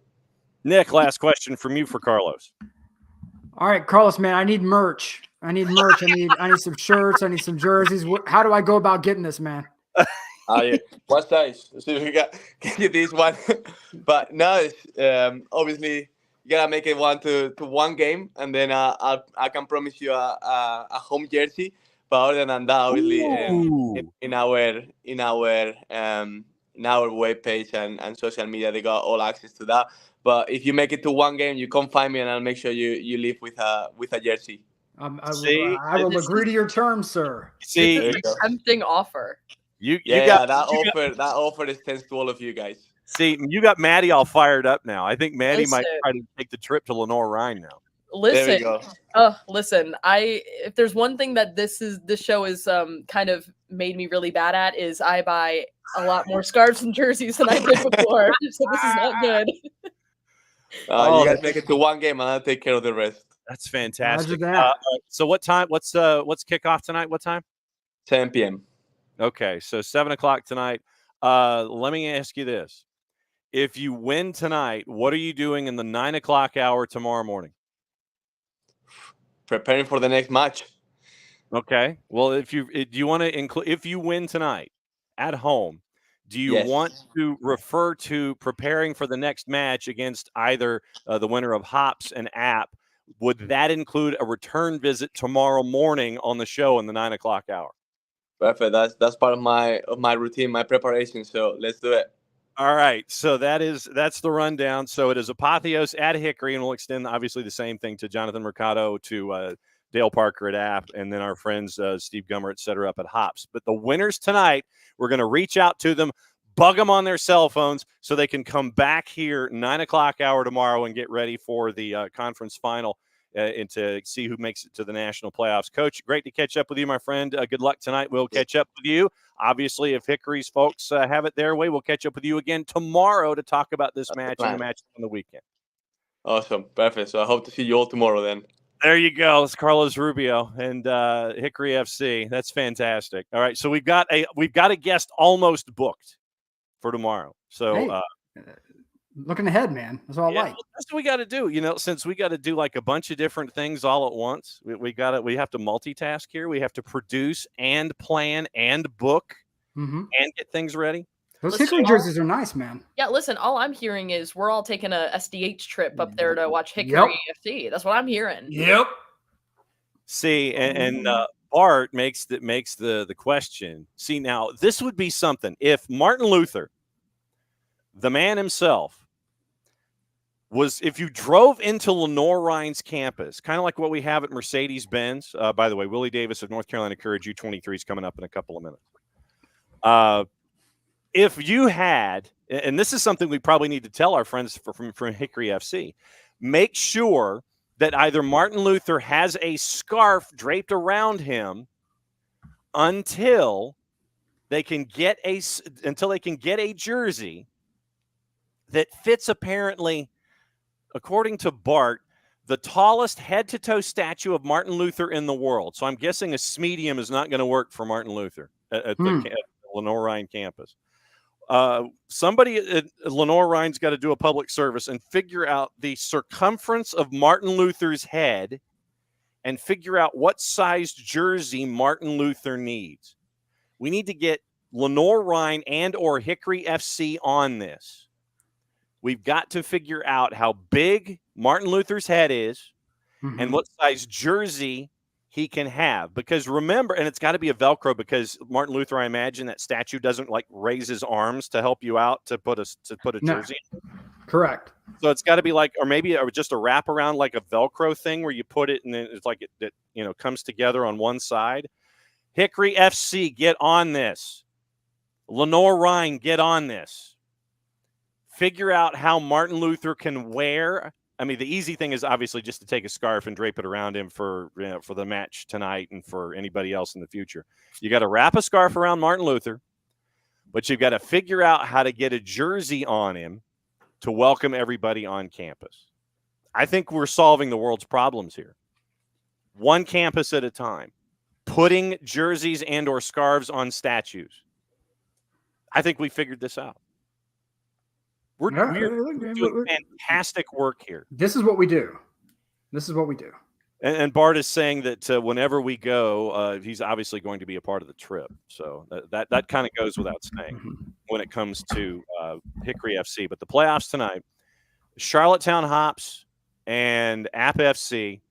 and you should be able to go on, I think apps. I think app has, you can either check on Sports Engine or you can check through their social media.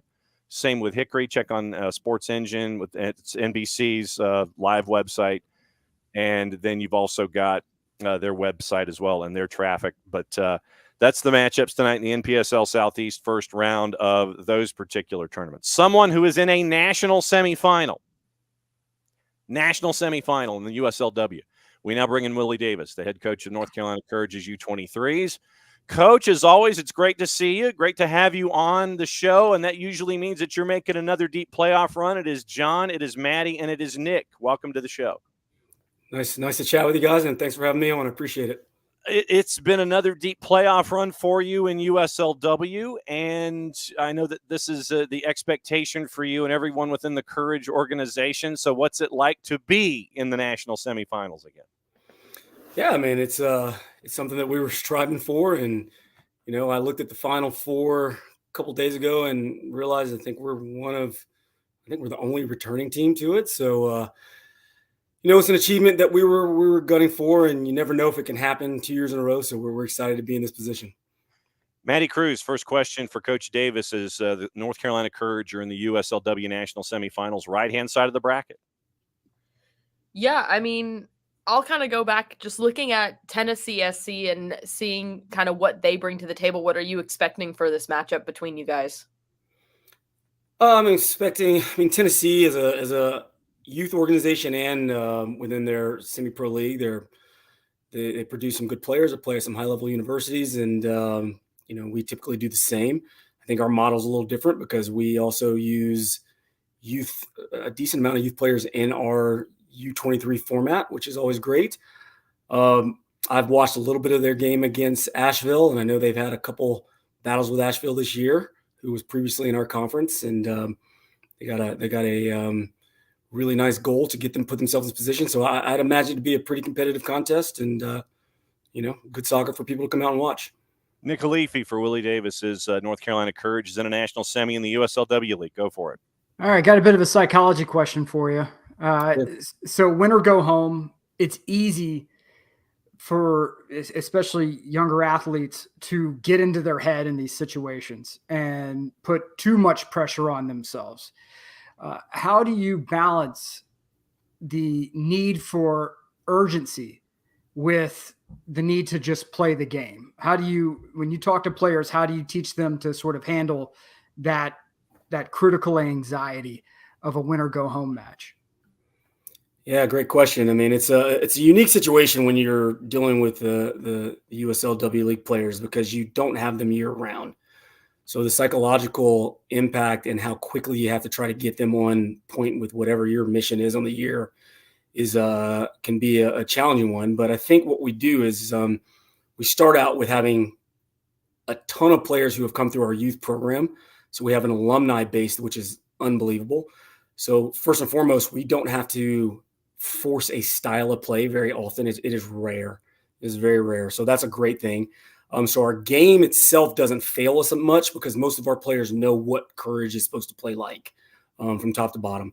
And two, we're lucky we're in the ACC belt and what have you, that other different schools, we got a lot of top level players who have been in some crunch situations. So they kind of have that mindset, be it from, really high level daily training within their universities or the games they play in within their conferences. And then our youth players that we bring in, we're lucky. The youth players that we still have involved, I think all of them, except for maybe one, just finished playing in a national playoff in Seattle. And 5 of those kids that just played with us in the last round were, advanced out of bracket in Seattle against top teams around the country. So I try to keep a sense of calm in the camp itself. Don't focus much on winning because our mindset is, that's what we know we're trying to do. So we don't talk about it a lot. Make the training environment as competitive as possible, and just go after it from there. So then, do you focus still on yourselves in these situations with the quick turnarounds and the weekends where you're having to advance and survive and advance kind of a thing? And because of the familiarity with the system, do you get to spend more time on your opponent than you would otherwise in a situation like this? Or is it still, I'm going to focus on us, we're going to do our thing, so we're at 100% when we go up against these opponents? Yeah, 85, 90% is focusing on us. One, you brought up the quick turnaround, the recovery piece. We played on Friday and Sunday and traveled 6 hours on the bus there and back. And I felt like we managed the kids really well. But, the Monday was a travel day home. So that was a recovery day for the most part. Today will be a bit of a recovery day, fairly light. Tomorrow we'll go after it and talk tactics a bit and put some things into play for our opponent, and then play Saturday. But for the most part, when you have situations like this, and you give the example, we played Friday, I watched film, did our pregame meeting, gave the kids bits of information, a little bit of video clips of stuff. And then the Sunday game was a quick turnaround, and it was really hot in Mechanicsburg. We just did basically recovery over those next that day in between, talked about our opponent, showed them some clips again as well. And we'll do the same here. We'll focus on Tennessee a bit, but it's really about what we're going to do to try to take away their game. We go from there. Maddie Cruz for Willie Davis. Just looking at what you guys have been able to accomplish this season, it's your 13th straight win this season after you guys faced off against Long Island Rough Riders to make it here. How proud are you of your team this season and what you guys have accomplished and getting back here to another national semifinal for you guys? Yeah, it's exciting, and it's great to have. It's great to have players that are committed to whatever our cause and our mission is. And, these are not paid professionals. They don't have to be here for any of the teams that are in this position.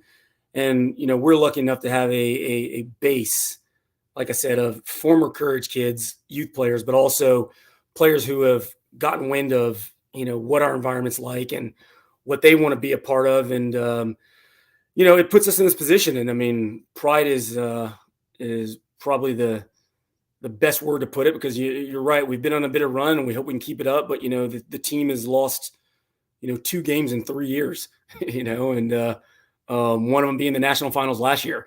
And I think everybody knows, being in sports, it's always difficult to get back to whatever that promised land is, that top level is. And so it's really exciting for the kids. It's exciting to have this opportunity. And I'm very, very proud of what they've accomplished so far. Nick Alifi for Willie Davis. All right, I'm going to come at you from left field yet again, Coach, because here's the thing. I am a nerd about certain things. And one thing, we are in July. Last time I checked, I'm looking at the calendar now. Yep, we're still in July. For a lot of parents out there who have their kids in sports, they have their kids, practicing, training, being a part of teams, please, God, talk to these parents about the importance of proper hydration, because I keep having conversations with people and they're like, oh yeah, my kid's drinking sodas and whatnot. And, are you focusing on hydration at all? No, not really. But we can't figure out why he keeps picking up injuries and whatnot. Please talk to these parents about the importance of damn hydration, especially on a short turnaround. Yeah, I don't know if you're being a nerd about it or if you're just being super passionate, but he's also a dad who has athletes for kids. Yeah.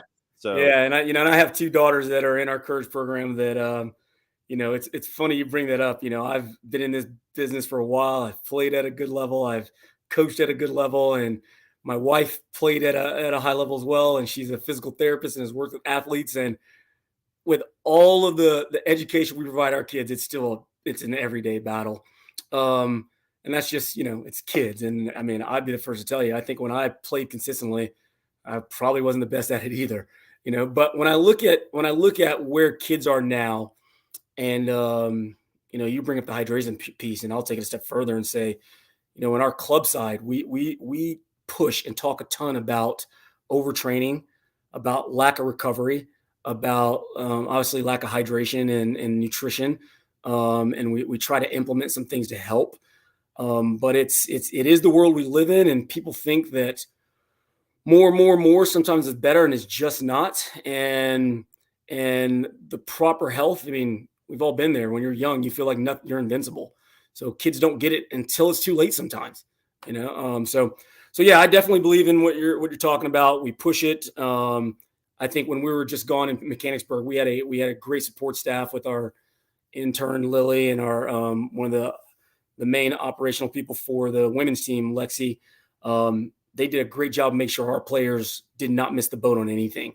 So, in this environment, you've got to purposely not try to be hydrated or recover. On the other side of it, parents, yeah, he's right. You just got to be better at helping our kids with it. When it comes to North Carolina Courage and everything that either we're talking the NWSL side with their championships, which you've been building there on the U23 side in the USLW League, and the pedigree that is being established, every single season with the pipelines and the new folks that come in, how do you keep the pressure from getting to these young athletes while they understand what the end game is? Because to me, that seems like it's a real difficult balance to sit there and go, yes, we have this pedigree, we have these goals and aspirations, but we don't want you to get bogged down with the pressure that's attached to the expectation. How do you deal with that? Yeah, I mean, it's the landscape's ever changing. I mean, I think the pressure, and you mentioned in game. I think the in game's changed for kids even more because so many of our female athletes are now really looking at the professional side more. The NWSL was always the promised land, I guess, for the professional side, and now you have the USL Super League that's starting up. You have more kids that go to Europe to cut their teeth if they can't, cut it here in the States, because the game in the States is a different type of game than it is in the European world. I think pressure is interesting. I mean, it's I think it was what Billie Jean King said, pressure is a privilege, and I think that it's teaching kids that pressure is okay, and learning how to channel it and balance it and deal with it has been our part of our task. I think as a youth culture, as coaches and educators and leaders, we have to continue to be better at that. And I'm going through a leadership course right now that is completely blowing my mind on what leadership looks like. And I've been doing this for a while, so it's scrambled me a little bit in the point of where it makes me get better at trying to help our players with these things you're talking about. But I think it's really daily understanding that it's day-to-day goals that you set for the players set for themselves, having clear and defined team missions and objectives, and then keeping you in line with them, and knowing what's tolerated and what won't be tolerated. And it kind of helps players move on to that next set, because, give you an example, a bunch of my 07s and my daughter being one of them will be in college next year, and they have no idea what it's like to go into college and deal with that pressure cooker. So it's a constant, I won't say battle, but evolution on helping them with these things. All right, cut the promo for me. When's the national semifinal? When do folks need to gravitate to everything North Carolina Courage so they can see you guys take on Tennessee SC on the right-hand side of the bracket? Hit the promo for me. Yes, we play this Saturday, July 13th at 6:00 p.m. at Wake Med on field number 2. We'll be out there, start warming up about 5:15-ish and kick off at 6:05. Looking forward to it. As always, Coach, great to catch up with you this time of year. Great to catch up with you all the times that we get to do that. But normally when we catch up with you, it means that North Carolina Courage are making another deep playoff run. Thanks for dropping by the morning show. Good luck this weekend. We'll be keeping an eye on you as you're in the Final Four there in the USLW League, chasing after another championship. Thanks, John. I appreciate you guys, and have a great rest of the day. There we go. That's Coach Davis. And it's Coach. Great to catch up with Coach Davis and find out what's going on there at North Carolina Courage. So we've had a lot of stuff this morning. We spent a lot of time on Atlanta United Indy 11. We're talking about philosophies of building rosters and what to do in all of this kind of stuff. Rich, and we've also talked about, and Ropes has an interesting question.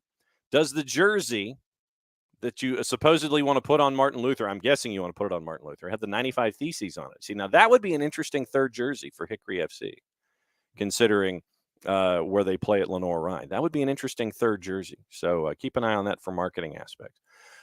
We were getting into the discussion about salary caps and things, and where Messi and friends, they are doing their dead level best, the Moss brothers, to make sure that they can challenge the salary cap as best they can. Challenge the salary cap in air quotes. Rich has a tinfoil idea. Black helicopters, I don't have the sounder. What if Miami's just an experiment by the league to see what would happen if they finally let the doors open when it comes to salary cap? I don't know. I mean, Maddie, I don't know if it's an experiment by the league, but it certainly is an experiment by an owner and an ownership group. We see it in LAFC too, where you have an ownership group that sees it's almost like investment bankers, for a stereotype. They take no as their first negotiating point. And so you're seeing Inter Miami massaging the salary cap to its own bitter ends and trying to figure out how they can squeeze folks in. And I'm just going to call it what it is with Messi and everybody else. It's an NIL deal, for lack of a better phrase. But I think that challenge is good. And when you have folks like Messi and friends and LAFC that want to push the boundaries to kind of explain to the rest of the league, okay, maybe we should push the boundaries a little more. You've got two examples of that, one in the East and one in the West. Yeah, I mean, I think it's proof that the league is growing. Yeah. It's proof that the league is growing, and it's up to MLS now to kind of catch up with the times, because you're going to have other expansion teams that are going to want to come in and do San something. Diego, come on down. You're going to have teams like that. They're going to want to come in and try and do the same thing. I mean, and listen, I don't want to because that'll get us back to expanding the club. I really thought MLS, when Atlanta did come in, there was a lot of crazy stuff that went on. We broke attendance records. We broke a whole bunch of different things that set the tone. Then you had LAFC coming in, you had Miami coming in, and it's kind of setting a standard for, hey, listen, there are clubs in MLS who are doing bigger things, a lot of other top level leagues and a lot of the top level clubs. And I think it's cool to see, especially MLS growing and seeing what it is. So I definitely think that what's going on with Miami maybe has the league reevaluate how they handle the salary cap, or, at least let us know what that is, because we still really have no idea what the parameters are. And that gets us into another discussion that we've had for so long, John. Yeah, no doubt about it. Nick, salary caps and loose constructs and reading the fine print. We're seeing it already. The salary cap is not for Miami. It's not for Atlanta. It's not for LAFC, and it's not for the Galaxy. The salary cap is for the Union. It's for the Fire. It is for San Jose. It is for every team that does not want to spend significant money on significant players. And that is their safety mechanism. And what they do, and I was having a conversation with my dad about it this morning, about NASL, right? And how in the NASL, you ended up with top heavy with New York and with the LA Aztecs and the Washington Diplomats, and everyone else was just kind of coasting, right? Mm-hmm. Doing the best they could. The landscape is going to need to change in MLS. And I think Miami has discovered, as long as the money does not come from us, we're abiding by the rules. So if Messi, the businessman, wants to pay his buddies to come play here, that's between Messi, the business, and those players. And we Miami are paying them an MLS salary. So it is NIL money. And to me, that is the door that MLS should pass down to the teams. Look, if you want to do NIL, for lack of a better term, do it, because you're technically following the letter of the law. And so if Home Depot wants to sign a couple of studs to joke right there to to insane deals and have them play in Atlanta, then guess what? Or the Falcons want to sign a player as a brand ambassador for the NFL, and they happen to be a soccer player. Great. Figure it out. But Don't be one of these other teams that screams and cries and pisses and moans about the salary cap. Because if you are San Jose, if you are Sporting Kansas John City, Fisher is a bad example, but yeah. what I'm saying is, like, if you are Philadelphia, if you are St. Louis, you have to pay more to get players to come to your town. And Atlanta has to pay more because we're not Miami. We're not Los Angeles. Okay. We're not New York. So there's a tax for not being one of these high profile cities. It is what it is. But you have to figure out how to make that NIL money work. And that's not MLS's job. I think Miami is an experiment unto themselves, and they're figuring out how it's going to work, and good for them. I'm not mad. No, and I think that basically, I think if you look at Messi and Friends and the Moss Brothers, I think that this is you look at this as, oh, okay, well, this is what the rules say. We're going to do what the rules don't say, and we're going to do it until we're told not to do it. Does that make any sense? It does. Well, it's like the law, right? So there's the law as it's written, and then there's what's, quote, the spirit of the law, right? And anything outside of that, you just have to figure out the limits on, right? So is what you're doing in violation of the law, yes or no? If the answer is no, are you hiding something behind the 8 ball?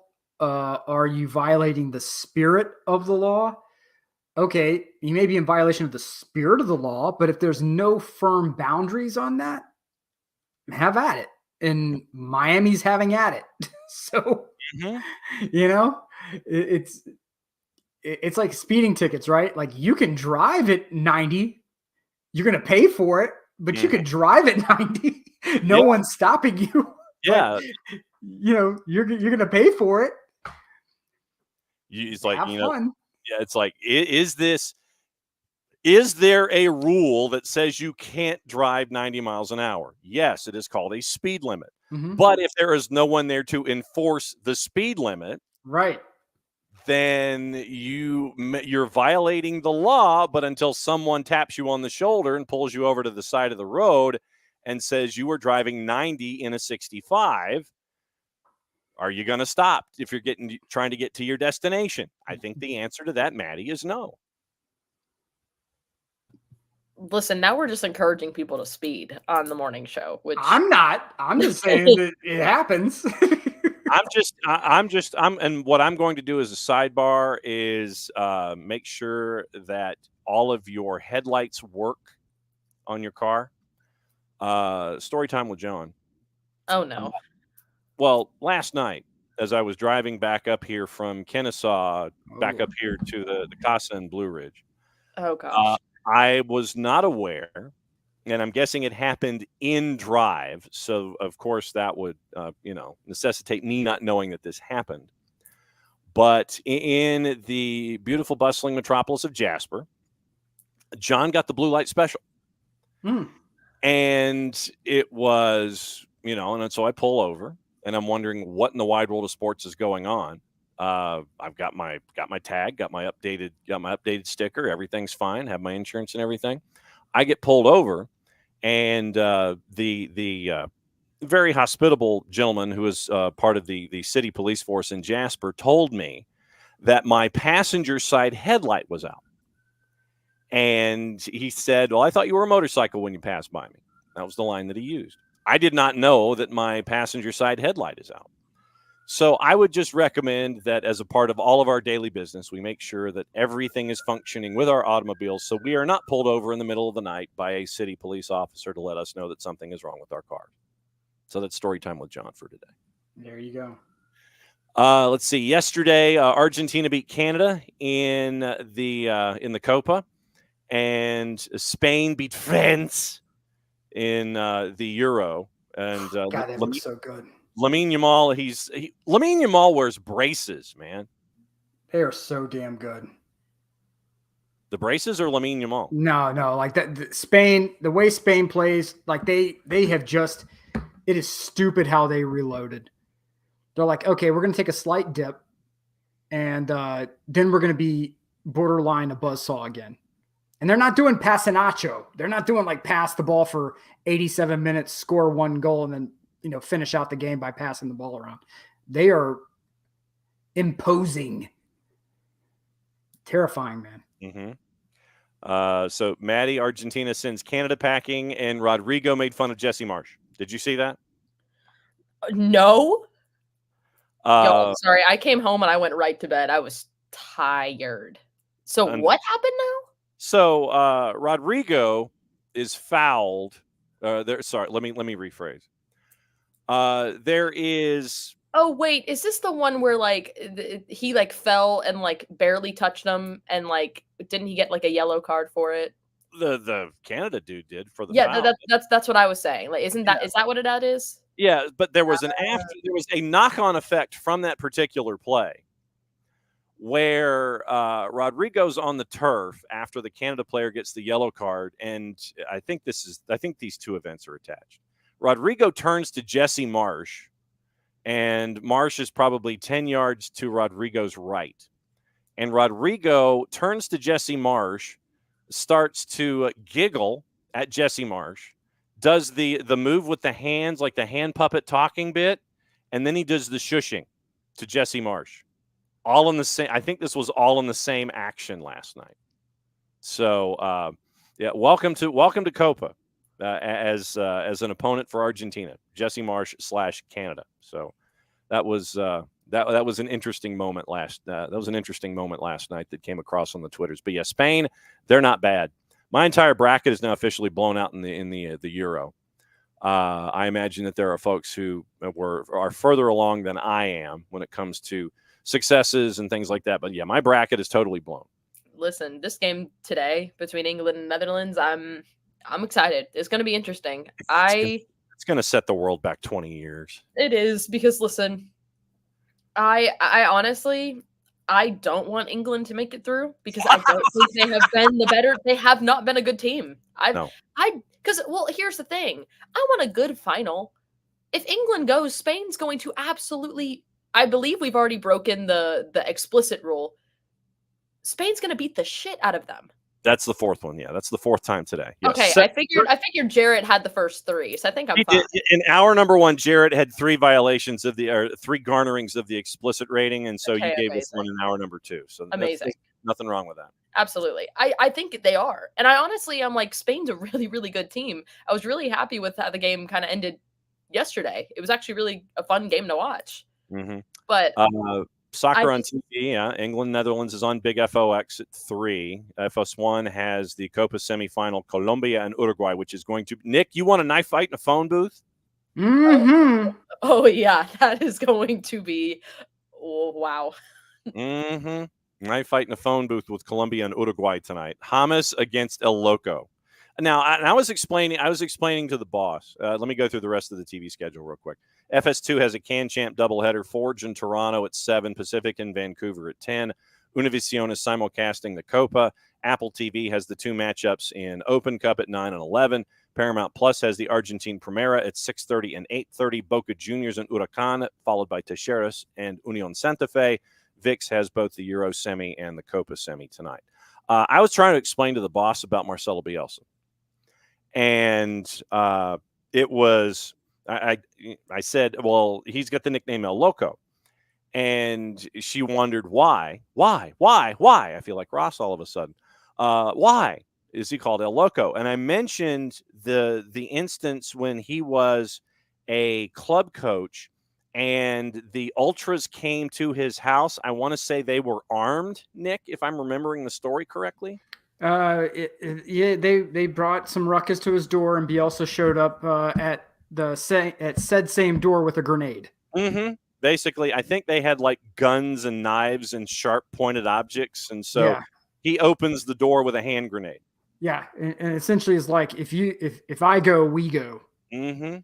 And so yes, and he has done some amazing MD -1 and -2 press conferences this entire turn. I would go back and I would watch them because he is probably one of the true poet laureates of the game.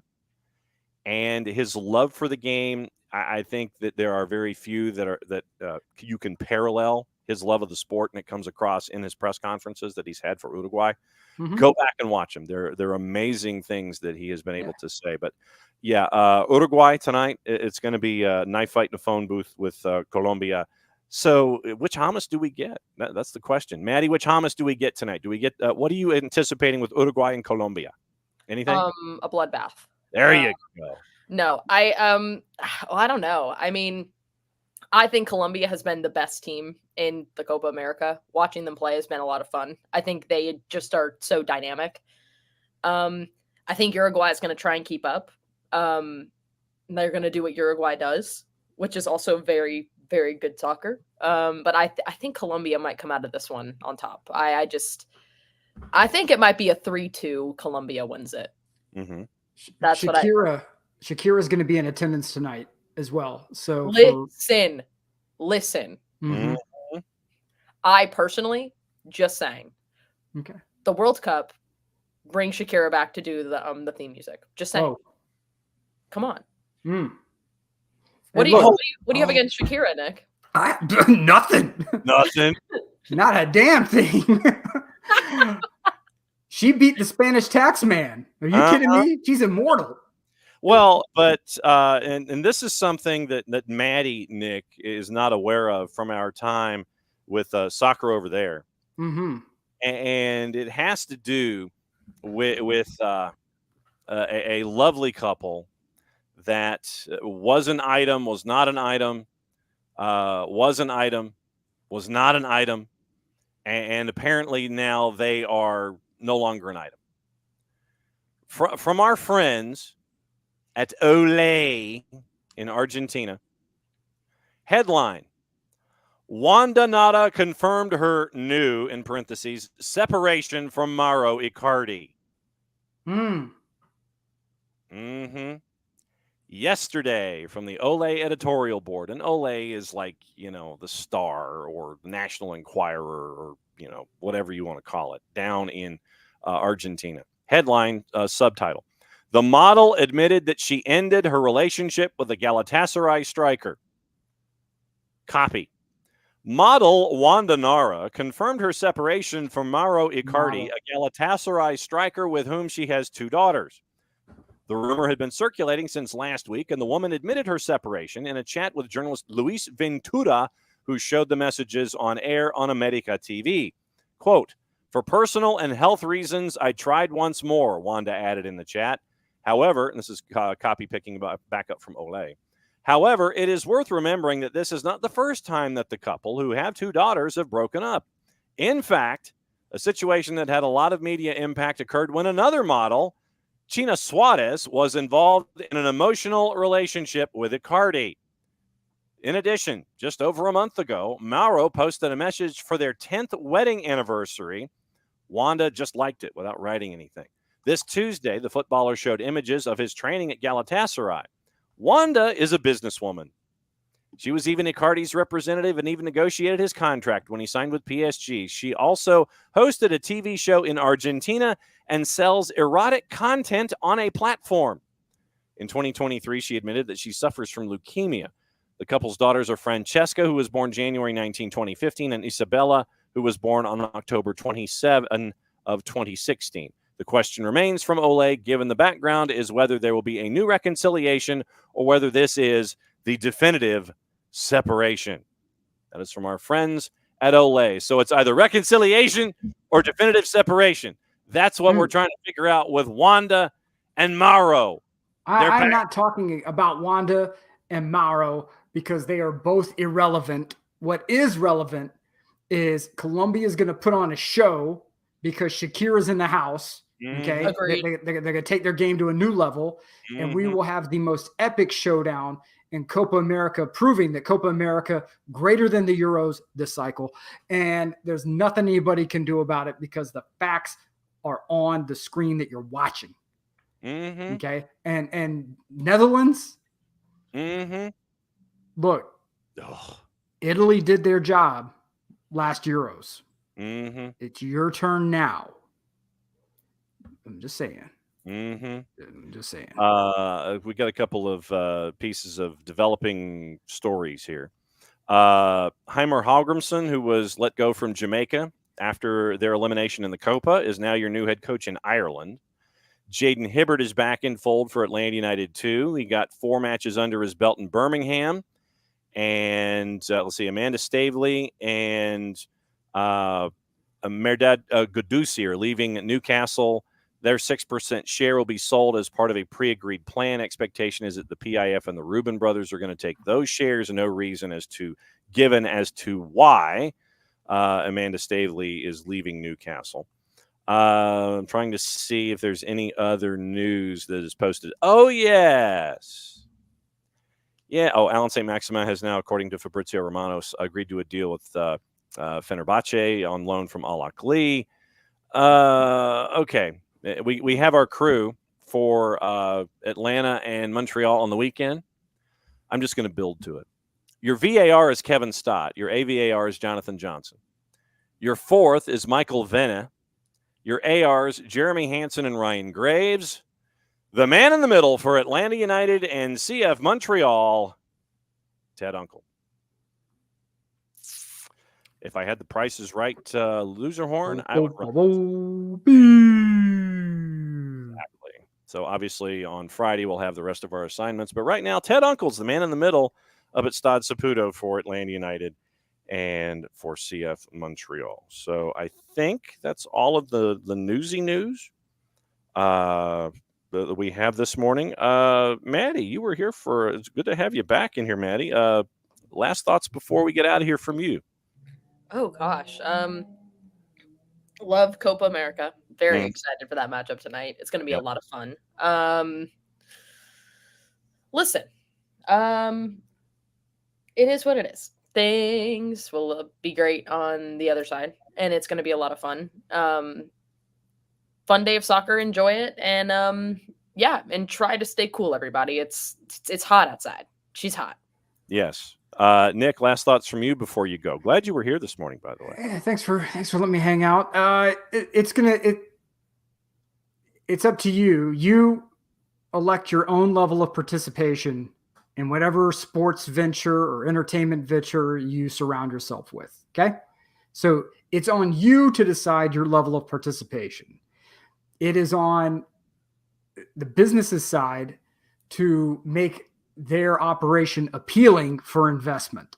So I don't know anyone up at that facility who does not want to be successful. I don't know anyone at that facility who is A-okay with how things are running. So if you are an Atlanta United fan, please don't put an idea, it's your brain, you do what you want. But I can tell you that everyone I know up there wants to be successful. Mm-hmm. Now we just got to make sure that it's executed. And I think that's what all of us want to see, maybe in different ways. But if you are interested, not interested, then you elect your own level of participation. Cool? That's it. Other than that, please try to be nice to some of the people you interact with. That's all I'm saying. Just at least be nice to them. You ain't got to give them money if you don't want to, but just be nice to them. That. One final thing. Our friends at Yosemar Football have hit another home run. I would suggest following them on social media. And if you believe in subscriptions and helping folks along, I do, full disclosure. I subscribe to everything that Yosemar does. Story out by Yosemar from Philippe Auclair and Paul Brown. And we always say, when there's always more than one name on a byline, you know that there's a lot of work that went into it, and it's probably heavy duty. 777 partners have lost control of their football operations, and attempts to sell their portfolio of clubs by Kenneth King of ACAP are under threat from an injunction granted this week by a U.S. court. That's your story at Yosemar Football. Follow them at Yosemar, Josimar Football, Fotball, Paul Brown and Philippe Auclair. With that story, 777 was this close to buying Everton, and now they're being chased after by the U.S. courts. No real surprise, considering what we've been discussing about with them. We went way long, but that's because there's plenty of stuff to talk about, and that's why we do it. Once again, tomorrow, we'll try to catch up in the 9 o'clock hour with both the winners from the NPSL Southeast. Carlos Rubio has said he's coming on. Carlos Rubio has invited us to Lenore Rhine. Carlos Rubio has invited Maddie to come up and get a jersey. Carlos Rubio has invited all of us to come up and get jerseys and gear. And we are trying to figure out a way that Martin Luther can wear a jersey, but I think for tonight, maybe just a scarf. Just kind of do it like they do with the bird outside of Mercedes-Benz Stadium. Big scarf, drape it around Martin Luther there on the Lenore Ryan campus as Hickory gets ready for Apotheos. We'll track down the winners tonight, have them on tomorrow because their Fridays are going to be really busy, as is ours. 9 o'clock hour, we'll track NPSL. 10 o'clock, Nino Torres from Gold TV. 10:30, Nico Moreno, our buddy from Pulso Sports on the Soccer Bar, talking everything Major League Soccer. Friday, 8 o'clock start. Weekend whip around will be in the hour number 1. 9 o'clock, Logan Fisher, the head coach of Tennessee SC, going up against North Carolina Courage on the right-hand side of the bracket. We are chasing Detroit City and Colorado Storm and trying to get them as a part of our coverage of the USLW National Semifinals. And see if our catch up with our friends from Beyond Goals Mentoring at 9:30. Otherwise, we'll just talk more stuff before they kick us out of the house here at 10 o'clock on Friday morning. And we head back south and get ready for another weekend of soccer. So let's see. Wow. Nick did the Irish goodbye. So, Maddie, let me see if I've got everybody. So for Jarrett, for Nick, for you, for Tyler, for everybody in the Twitch pitch, morning to, I'm not going to say hi to everybody before we get out of here too. For Carlos Rubio, the head coach at Hickory FC, for Willie Davis, the head coach of North Carolina Courage U23s. Thanks to all of them for coming in this morning. Let me see who visited the show this morning and do the Romper Room News Zoo review bit and say hi to everybody who dropped by. Let's see. No, I don't need 10 o'clock hour. I need the 9 o'clock hour. There we go. Now we're back to the 9 o'clock hour in the conversations. But no, it was a very spirited conversation about what happened last night, and I love it when we have these kinds of spirited talks. Morning, David. Morning, Ropes. Morning, Pars. Let's see. So, morning, Will. Morning, David. Morning, Tom Cato is back in this morning. Let's see. There's Ropes again. There's Will, part of the early conversation. Morning, Katie Weaver. Morning, Bart. Morning, Tommy. And morning, Unk from the West Coast. Let's see. I'm trying to see who else. So let's see. There's Bart. There's Unk. There's Pars. Tommy. Let's see. I'm literally scanning through to see if I've missed anybody in the Twitch pitch. Morning, Wiley. All right, everybody. I do have to depart, but have a great day, everybody. Yeah, Enjoy go the ahead. Yeah, go ahead and depart and do your thing. I'm just saying goodbyes, and I'm just scrolling through the timeline. So go ahead and do your thing. I'll see you tomorrow. Goodbye, everybody. Have a great day. Enjoy the Copa. Okay, so there's Maddie. Goodbye, everybody. Enjoy the day in the Copa. So Maddie is going to do the Irish goodbye now while I try and figure out everybody else. Morning, Alex. Morning, Hutch. Let's see. And like I said, this is always important to me. Morning, Tom. Glad that Tom came in this morning, and I know that he was a part of the conversation. Morning, Rich, who came in hour number 2, and Rich was looking at everyone with what we were discussing last night, this morning with what happened last night. Let's see. I'm literally trying to scan and see if anybody else joined in hour number 2 that we haven't talked to. I think I've got everybody. Don't quote me on it yet. But yeah, Hutch, it did to a degree. I wouldn't necessarily call it MLDH, but it's just making sure that you are not, how do we phrase? Morning, Emilio. And then morning, the Orange and Black Soccer Cast, where the left coast is the best coast. Morning, Andy. You've got to keep, you can't get screwed out of a deal financially. So that's the biggest thing. So we'll be back here again tomorrow. We will keep you posted on what's going on with the water situation and figure out how we're dancing around it. Thanks to everybody who hung out as long as we did. But like I said, back at it again in a little less than 22. It's more like almost 21 and a half at this point. But for everybody here at SDH, thanks for dropping by on a very, very busy Wall Pass Wednesday. After what happened last night, we'll be back at it again tomorrow. Thanks for dropping by. And so that means that I got to do the outro slide and the whistle to get us out of here.